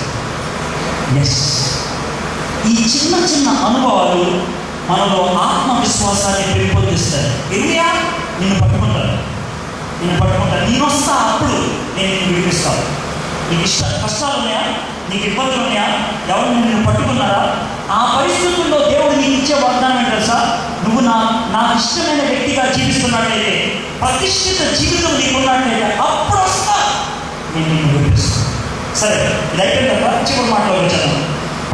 భయపడము, నిన్ను విడిపించడానికి నేను నీకు తోడైనాను, ఇదే యెహోవాకు. అప్పుడు యెహోవా చెయ్యి చాపి నా నోరు ముట్టి ఈలాగు సెలవిచ్చును, ఇదిగో నేను నీ నోట నా మాటలు ఉంచి ఉన్నాను. ఎప్పుడైతే మన జీవితాన్ని దేవుడికి సమర్పిస్తామో దేవుడు మనల్ని అభిషేకిస్తాడు. ఆ రోజు ఇర్మియాని నోరు ముట్టి అభిషేకించాడు, యెషయాని అగ్నితో అభిషేకించాడు. ఈ దినాల్లో దేవుడు మనల్ని ఆత్మతో అభిషేకిస్తాడు. దేవుడికి మన జీవితాన్ని సమర్పించుకోవాలి. ఈ మాటలు మీకు ఎందుకు వినిపించాలని ఇష్టపడుతున్నాను తెలుసా? ఒకటి, అది మీ జీవితంలో నెరవేరాలని. రెండోది, నా సాక్ష్యంలో రెండో భాగం ఇది. నేను ఏ విధంగా దేవుని బిడ్డను అయ్యానో పొద్దున చెప్పాను, ఏ విధంగా దేవుని సేవకుని అయ్యాను దీన్ని బట్టి నేను చెప్పగలను. నేను మారు మనసు పొందాను, నేను మంచిగా చదువుకున్నాను. 25 ఏళ్ళ ఫుల్ టైంలోకి రావాలని డిసైడ్ చేస్తున్నప్పుడు మా అమ్మ నన్ను కూర్చోబెట్టి, 25 ఏళ్ళ పుట్టినరోజున మా అమ్మ నన్ను కూర్చోబెట్టి, నేను పరిపూర్ణ సేవ కోసమని ఉద్యోగానికి రాజీనామా చేసేసాను. అప్పుడు మా అమ్మ నన్ను కూర్చోబెట్టి చెప్పినటువంటి మాట, అరే నువ్వు పుట్టక ముందే నిన్ను మేము అభిషేకించాం, దేవుని కోసం ప్రతిష్ఠించాం అని. నువ్వు పుట్టినప్పుడు 8వ రోజు ఏలూరు ఐపీసీ చర్చ్లో నన్ను ప్రత్యేకించి ప్రార్థన చేయిద్దాం అని ఆ రోజు పరంజ్యోతి గారిని పిలిపించారు. పరంజ్యోతి గారు ఆయన నా యొక్క తల మీద చేయి పెట్టి ప్రార్థన చేస్తున్నప్పుడు ఒక స్త్రీ లేచి ఈ మాటలు చదివిపించింది, గర్భంలో నువ్వు పడక ముందే దేవుడు నిన్ను ప్రత్యేకించుకున్నాడు అని. దేవుడు నన్ను ప్రత్యేకించుకున్నాడు.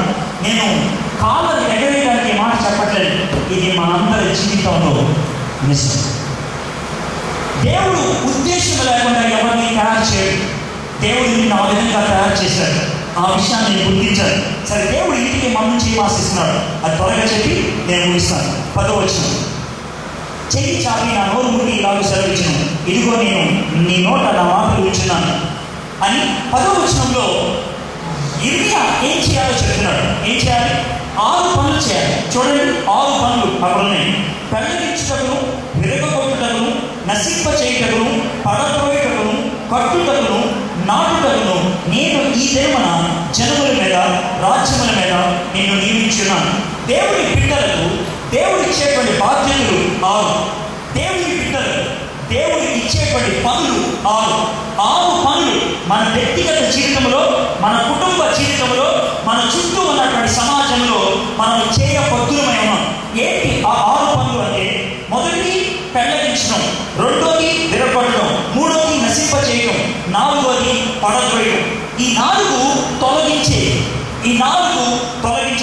చివరి 2 పట్టుటకును, నాటుటకును ఇది తీసుకొచ్చే. ఒకటి మైనస్, రెండోది ప్లస్. మొదటి 4 మైనస్. ఏంటి ఆ మొదటి 4? ఒకటి పెళ్ళగించడం. పెళ్ళగించడం అంటే తెలుసా? కొన్ని వేగంతో సహా తీసేయాలి, లేకపోతే అవి మళ్ళీ పాడు చేస్తూ ఉంటాయి. వేగంతో సహా తీయాలి. దేవుని బిడ్డలు అయిన తర్వాత, యేసు ప్రభుని సొంత రక్షకుడిగా అంగీకరించిన తర్వాత కొన్ని వేగంతో సహా తీయాలి. ఉదాహరణకి, యేసు ప్రభుని అంగీకరించక ముందు రోజుకి 2 పెట్టి సిగరెట్ తాగేవాడు. యేసు ప్రభుని అంగీకరించిన తర్వాత ముందు 3 తాగుతానే, తర్వాత 2 తాగుతానే, తర్వాత 3 తాగుతానే, తర్వాత తాగుతానే, తర్వాత బాగు తాగుతానే అంటే మొదలు వేడితో సహా పీకి పడేయాలి. కొన్ని వేడితో సహా పీకి పడేయాలి. ఆ రోజు పెట్టి చేసుకుంటానన్నా, ఇది వాడు బాటు వేసేవాడిని అంటే మొదలు వేగంతో సహా పీకి పడేయాలి. నేను ఒక అమ్మాయితో తిరుగుతానన్నా, ఇది ఒక నలుగురితో తిరిగాడు, మొదలు వేగంతో సహా పీకి పడేయాలి. అని we have to remove certain things from its roots. నేను యేసు ప్రభుని సొంత రక్షకుడిగా అంగీకరించినప్పుడు ఒక డ్రగ్ ఎడిక్ట్ చెప్పాను కదా, డ్రగ్స్ మానేయాలని మానేశారు. 3 రోజుల తర్వాత కడుపు నొప్పి వచ్చింది. ఏం చేయాలో అర్థం కాలేదు. డాక్టర్ దగ్గరికి వెళ్ళాను. డాక్టర్ అన్నాడు, నీ పని డ్రగ్ ఇస్తాను, లేకపోతే చచ్చిపోతాను, డ్రగ్ ఒక్కసారి మాట్లాడి వీలేదు అన్నాడు. కానీ నాకు ఈ మాట అర్థమైంది. పెళ్ళగించాలని ప్రార్థన చేశాను. ప్రభా, ఈ డ్రగ్స్ నుంచి నన్ను బయట తప్పించు, లేకపోతే నన్ను లేపేయి అని అడిగా. లేకపోతే నన్ను లేపేయి. తప్పకుండా ప్రభా, నీ కోసం నేను జీవిస్తా, దానికోసం నేను ఏమైనా ఇవాళ ఇచ్చేస్తాను, నా ప్రాణాలను ఇచ్చేస్తాను, పెళ్ళగించుకోవాలి, కొన్ని తొలగించుకోవాలి. ఈ రాత్రి నేను మిమ్మల్ని అడుగుతున్నాను, దేవుడి బిడ్డలుగా మీరు ఉండాలి అని అంటే, దేవుడి ప్రవక్తలుగా మీరు ఉండాలి అంటే, దేవుడు ఏదైతే ఆశించాడో మీ జీవితంలో జరగాలి అని అంటే, మొట్టమొదట మీరు నేర్చుకోవాల్సింది, మీ జీవితంలో పెళ్ళగించాల్సింది ఏదైనా ఉన్నదా? మీ జీవితంలో తీసి పడేయాల్సింది ఏదైనా ఉన్నదా? ఆలోచించండి. పెళ్ళగించాల్సింది. రెండోది విరగొట్టడం. కొన్ని విరగొట్టారు. గర్వం, ఒకవేళ మనలో అహం ఉన్నదనుకో, గర్వం ఉన్నదనుకో, కోసులు కొట్టే తత్వం ఉన్నదనుకో, విరగొట్టాలని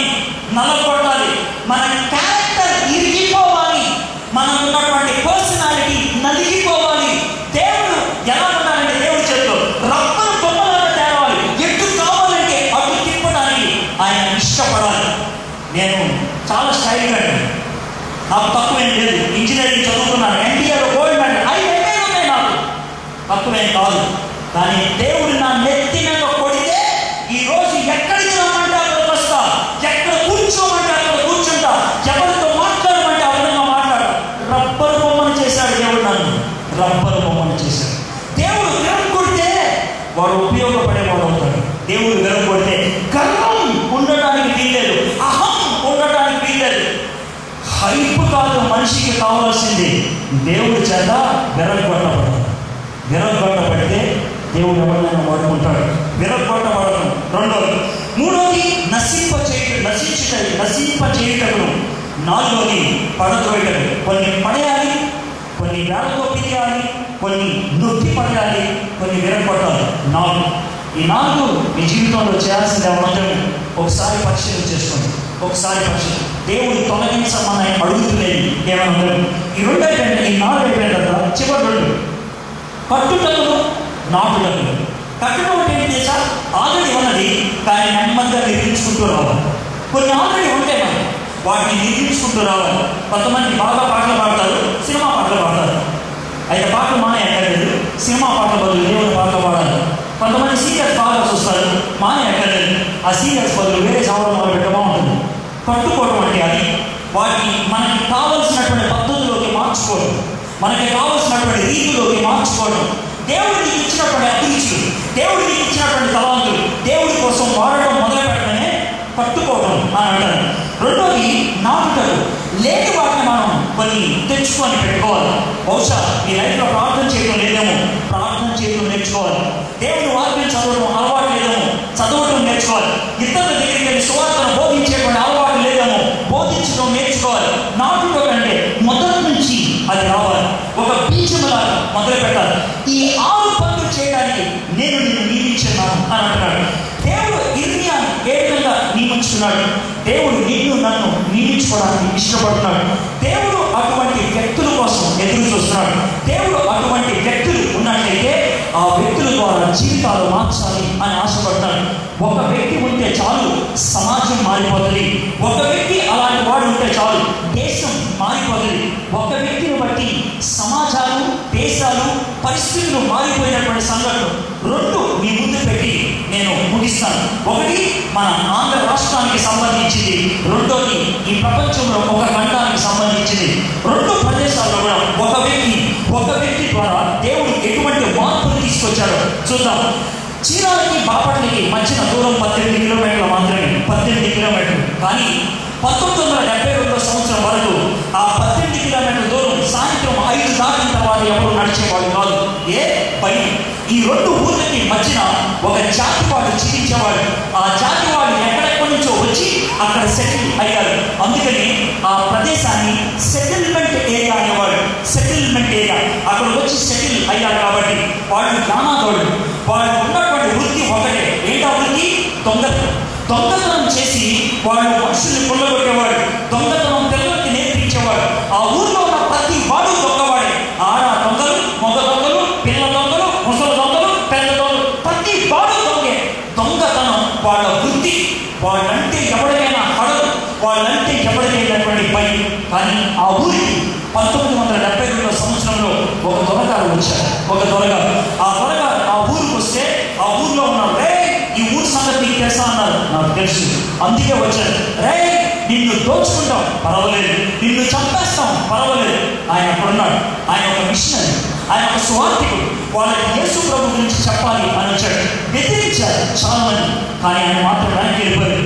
అలాగే వాళ్ళ మధ్యన ప్రార్థన చేస్తూ వాళ్ళకి యేసు ప్రభు గురించి చెప్పడం మొదలుపెట్టాడు. వాళ్ళ పాలిట ఆయన ప్రవక్త అయిపోయాడు. వాళ్ళ పాలిట దేవుని ప్రతినిధి అయిపోయాడు. కొన్ని సంవత్సరాల తర్వాత జరిగిన పరిస్థితి, ఆ ఊర్లో దొంగలు 70% మంది మార్పు చెందారు. ఆ ఊర్లో ఒక పెద్ద సంఘం స్థాపించబడింది. ఆ ఊర్లో పెద్ద చర్చి కట్టడం మొదలుపెట్టారు. ఆ ఊరిని మార్చాలని ప్రభుత్వం ఎన్నో ప్రయత్నాలు చేసింది, కుదరలేదు. కానీ ఇప్పుడు ఊరు మారిపోయింది. ప్రభుత్వం వాళ్ళు ఇందిరాగాంధీ గారు పరిపాలిస్తున్నటువంటి దినాల్లో ఒక ప్రత్యేక బృందాన్ని పంపించింది. ఆ ఊర్లో మార్పు ఎందుకు వచ్చిందో కనుక్కోండి. వాళ్ళు వెళ్ళి, సార్ ఈ ఊరికి మార్పు కలగడానికి ఒక మనిషి కాదు, ఆయన వచ్చి ఏం చెప్పాడో తెలియదు. వాళ్ళు మానేశారండి. చర్చికి వెళ్ళడం మొదలు పెట్టాలని అప్పుడు ఇందిరా గాంధీ అడిగింది, అతని పేరేంటో చెప్పండి. అతని పేరు స్టువర్ట్ అని అన్నారు. అవునా, అయితే ఆ ఊరికి స్టువర్ట్పురం అనే పేరు పెట్టమన్నది. ఆ ఊరి పేరు స్టువర్ట్పురం అయింది. ఎందుకంటే తెలుసా స్టువర్ట్పురం? ఆ వ్యక్తి ఆ ఊరికి వచ్చి ఆ ఊరికి ప్రవక్త అయ్యాడు. ఒక్క మనిషి దొంగల జీవితంలో మార్పు తీసుకురావడానికి కారణమైతే నేను ఎందుకు కాదని, అదే దేవుడు మనకున్నాడు, అదే దేవుడు మనల్ని పంపిస్తున్నాడు. అటువంటి సమాజంలోనే మనం ఉన్నాం. ఆ వ్యక్తిని దేవుడు వాడుకోగలిగితే మనల్ని వాడుకోలేడా? ఇది మొదటిది. రెండో వ్యక్తి, ఆఫ్రికా ఖండం అంటే ఎవరికైనా భయం ఉండేది ఇప్పటికే 200 సంవత్సరాల క్రితం. ఎందుకనంటే 2 కారణాలతో. ఒకటి, అక్కడ నరమాంస భక్షకులు ఉండేవాడు. రెండోది, అక్కడ ఉండేవాడు పురుగులు చాలా శక్తివంతమైన పురుగులు, చాలా శక్తివంతమైన. అవి పుడితే చచ్చిపోతారు. ఈయన పేరు డేవిడ్ లివింగ్స్టన్. ఆయన ఆఫ్రికా ఖండానికి మిషనరీగా ఉండడానికి వెళ్ళాడు. డాక్టర్ చదివాడు. ఆయన మెడికల్ డాక్టర్. ఆయన కొత్తగా పెళ్లి చేసుకొని భార్యను తీసుకొని వెళ్ళాడు. ఒక బాబు పుట్టాడు, అప్పటికి తీసుకొని వెళ్ళాడు. వెళ్తే వెళ్ళక ముందు అన్నారు, నేను ఇచ్చోళ్ళలో నువ్వు ఆఫ్రికా ఖండానికి అంటున్నావు, అక్కడికి వెళ్తే పురుగులు పోతాయా, చచ్చిపోతానన్నాడు. పర్వాలేదు, దేవుడు నన్ను అక్కడ నడిపిస్తున్నాను, నేను వెళ్తానని వెళ్ళాడు. నిజంగానే పురుగు పుట్టింది. తన కాదు, తన భార్య చచ్చిపోయింది. భార్య తీసుకొచ్చాడు, సమాధి చేశాడు. ఇంగ్లాండ్ దేశంలో మళ్ళీ వెళ్ళిపోయాడు పరిచయం చేయడానికి. ఒకరోజు పరిచయం చేయడానికి కొంతమందిని తీసుకొని పెడుతూ ఉన్నాడు. అడవిలో, దట్టమైన అడవిలో రాత్రి దాటేటప్పుడు ఎవరో ఒకళ్ళు లేచి ఉన్నారు. ఎందుకంటే సార్ చెప్పుకుని వస్తాయి, చేతిలో డబల్ బ్యారెల్ అన్నది. ఆ బ్యారెల్ కానీ పేరిస్తే పులులు పారిపోతాయి. ఆ రోజు డేవిడ్ లివింగ్స్టన్ ఆయన రెస్కి ఉండాలన్నమాట. ఆయన కూర్చొని ఉన్నాడు, పిస్తోల్ పట్టుకొని. తన స్నేహితులంతా 10 మంది పడుకున్నారు. ఇలా పడుకొని ఉంటే ఈరోజు ఆ చెప్పుకుని వచ్చింది. కానీ అప్పుడే పురుగు తీస్తున్నాడు డేవిడ్ లివింగ్స్టన్. ఇలా పురుగు తీస్తున్నప్పుడు ఈ చిరుతుపురి వచ్చి తన ఎడం భుజం మీద పడింది. ఎడం భుజం ఇలా పడింది. పడగానే గొప్పలు లేచాడు. అప్పటికే ఈ భుజాన్ని ఇలా రక్కేసింది. అప్పటి నుంచి డేవిడ్ లివింగ్స్టన్ భుజం ఎట్టడం చేత కాదు, ఎడం భుజం పని చేయడం మానేసింది. పిస్తోల్ పేర్చేశాడు, వెళ్ళిపోయింది చెట్టుపురి. కానీ డేవిడ్ లివింగ్స్టన్ వెనక్కి వెళ్ళిపోయాడా? లేదు. పసర కట్టులు కట్టుకున్నాడు. ఆ కుంటి చేతితో ముందుకు వెళ్తూ ఉన్నాడు. ఇలాగ వెళ్తూ ఉన్నప్పుడు ఈ ఆఫ్రికా అడవుల్లో చాలా చోట్ల కుబుర్లు ఉండి, ఆ కుబుర్లో ఈ కొమ్మను ఇలా తొలగించుకొని వెళ్ళాలి. ఒకసారి కొమ్మను ఇలా తొలగించుకొని వెళ్తున్నాడు. ఈ చెయ్యి పనిచేయండి కదా, ఇలా తొలగించుకొని వెళ్తాం అంటే చెయ్యి జారిపోయింది. కొమ్మ నేరుగా వచ్చి ముళ్ళు ఎడం కన్నులో గుచ్చుకుపోయింది. స్ట్రెయిన్ గుడ్డులో గుచ్చుకుపోయింది. గుడ్డు కాలిపోయింది అప్పటికప్పుడు. కానీ డేవిడ్ లివింగ్స్టన్ వెనక్కి వెళ్ళిపోలేదు, అలాగే ముందుకెళ్ళాడు. దేవుని సువార్తను ఈ ఖండానికి అందించాలని అలా వెళ్తూ ఉన్నాడు. ఎడం కన్ను లేదు, ఎడం చెయ్యి లేదు. అలా వెళ్తూ ఉంటే ఒక చోట బురద నేలలో వెళ్తూ ఉన్నాడు. బురద నేలలో వెళ్తూ ఉంటే బురద నేలలో కాలు వేశాడు, ఎడం కాలు వేయగానే ఏదో పురుగు పుట్టింది. ఆ పురుగు పుట్టినట్లు కూడా ఆయనకి తెలియదు. తన కాలు బురదలో ఉందని అర్థం కావట్లేదు. ఆ పురుగు పుట్టంగానే ఈ కాలుకి తిమ్మిరి పట్టింది. ఈ కాలు ఉందనే విషయం కూడా ఆయనకు తెలియట్లేదు. తర్వాత బలవంతంగా ఇలా లాగాడు, కాలు పురుగు పుట్టేసింది. అప్పటి నుంచి ఎడం కాలు పనిచేయట్లేదు. ఎడం కాలు లేదు, ఎడం కన్ను లేదు, ఎడం చెయ్యి లేదు. కానీ డేవిడ్ లివింగ్స్టన్ 25,000 మైళ్ళు ఒంటి కాలు మీద నడిచి సువార్తను అందించాడు ఆఫ్రికా ఖండానికి. 25,000 మైళ్ళు నడిచి ఆయన సువార్తను అందించాడు. చివరి రోజు ఆయన నీరసించిపోయి ఒక చోట కూర్చొని నేను ఇంకా నడవలేను అని అంటే ఆయన బలవంతంగా లాగి ఒక రాయికి విధంగా ఆంచాడు. ఆ రాయి మీద ఈ విధంగా ఆనుకున్నాడు. బాగా ఎండ వస్తుంది. నెమ్మదిగా ఒక గుడారాన్ని అక్కడ వేశారు. ఆ గుడారం నీడలో అలా ఉండిపోయాడు. ఆ తర్వాత స్టాన్లీ, తన స్నేహితుడు స్టాన్లీ ఆ గుడారంలో కాలు పెడతామని కాలు పెడితే కాలుకి షాక్ కొట్టినట్లు అనిపించిందంట. బయటకు వచ్చేసాడు. ఇది 4 గంటలకి. రాత్రి 6 గంటలకు మళ్ళీ ఒకసారి కాలు పెట్టడానికి ప్రయత్నం చేశాడు. షాక్ కొట్టినట్లు అనిపించి మళ్ళీ బయటకు వచ్చేసాడు. రాత్రి 11 గంటలకు ట్రై చేశాడు. మళ్ళీ లోనికి వెళ్ళిపోయాడు.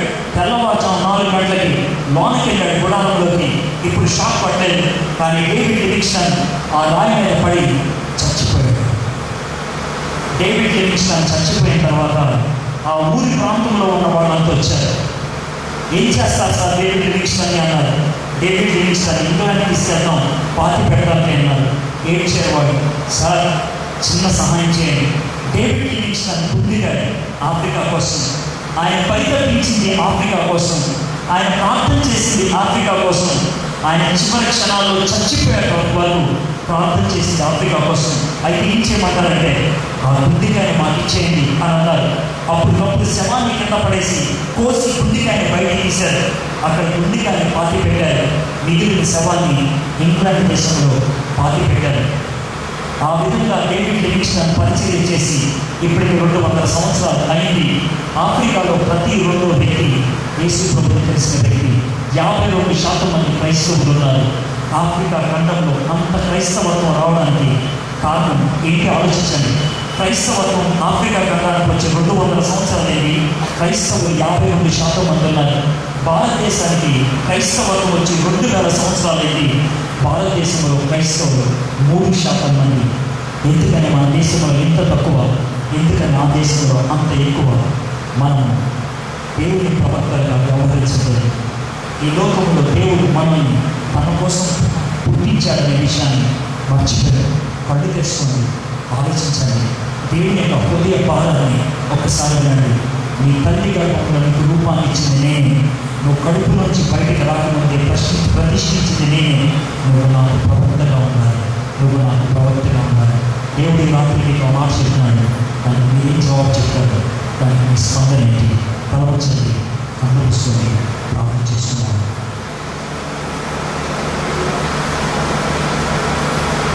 పాపం పేరున్నటువంటి సంస్కృతిలో, పాపం తాండవం ఆడుతున్నటువంటి ఈ సమాజంలో దేవునికి తన ప్రతినిధులు కావాలి, దేవునికి తన ప్రవక్తలు కావాలి. యూదా దేశానికి ప్రవక్తగా ఇర్మియాను పంపించాడు. భారతదేశానికి దేవుడు ప్రవక్తగా నేను నన్ను వాడుకోవడానికి ఇష్టపడుతున్నాడు. మన తల్లి గర్భంలో మనం రూపిపకముందే దేవుడు మనల్ని ప్రత్యేకించుకున్నాడు.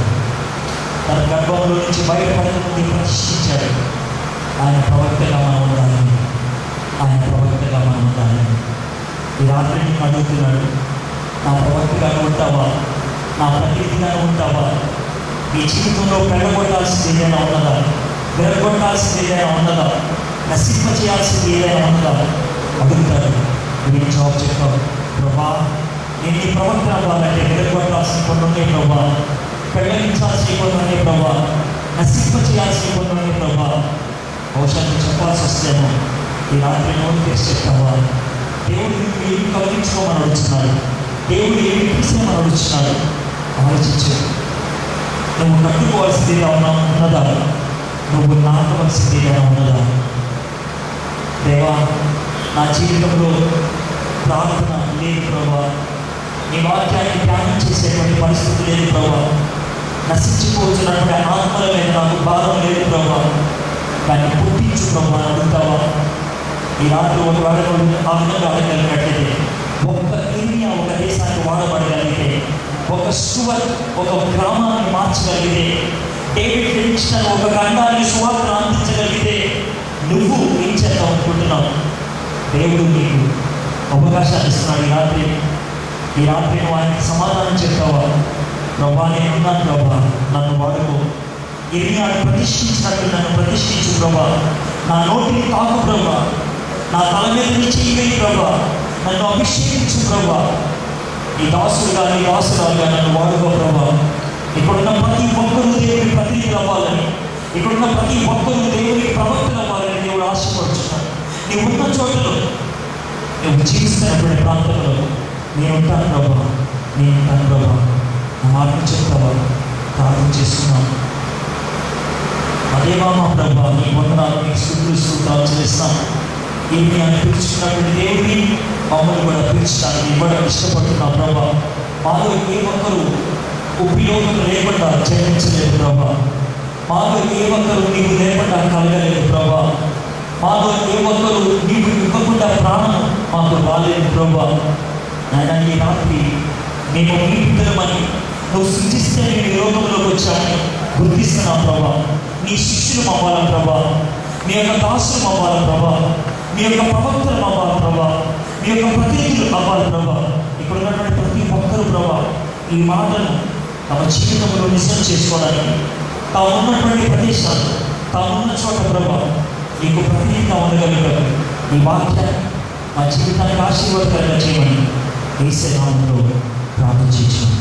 ఆమేన్.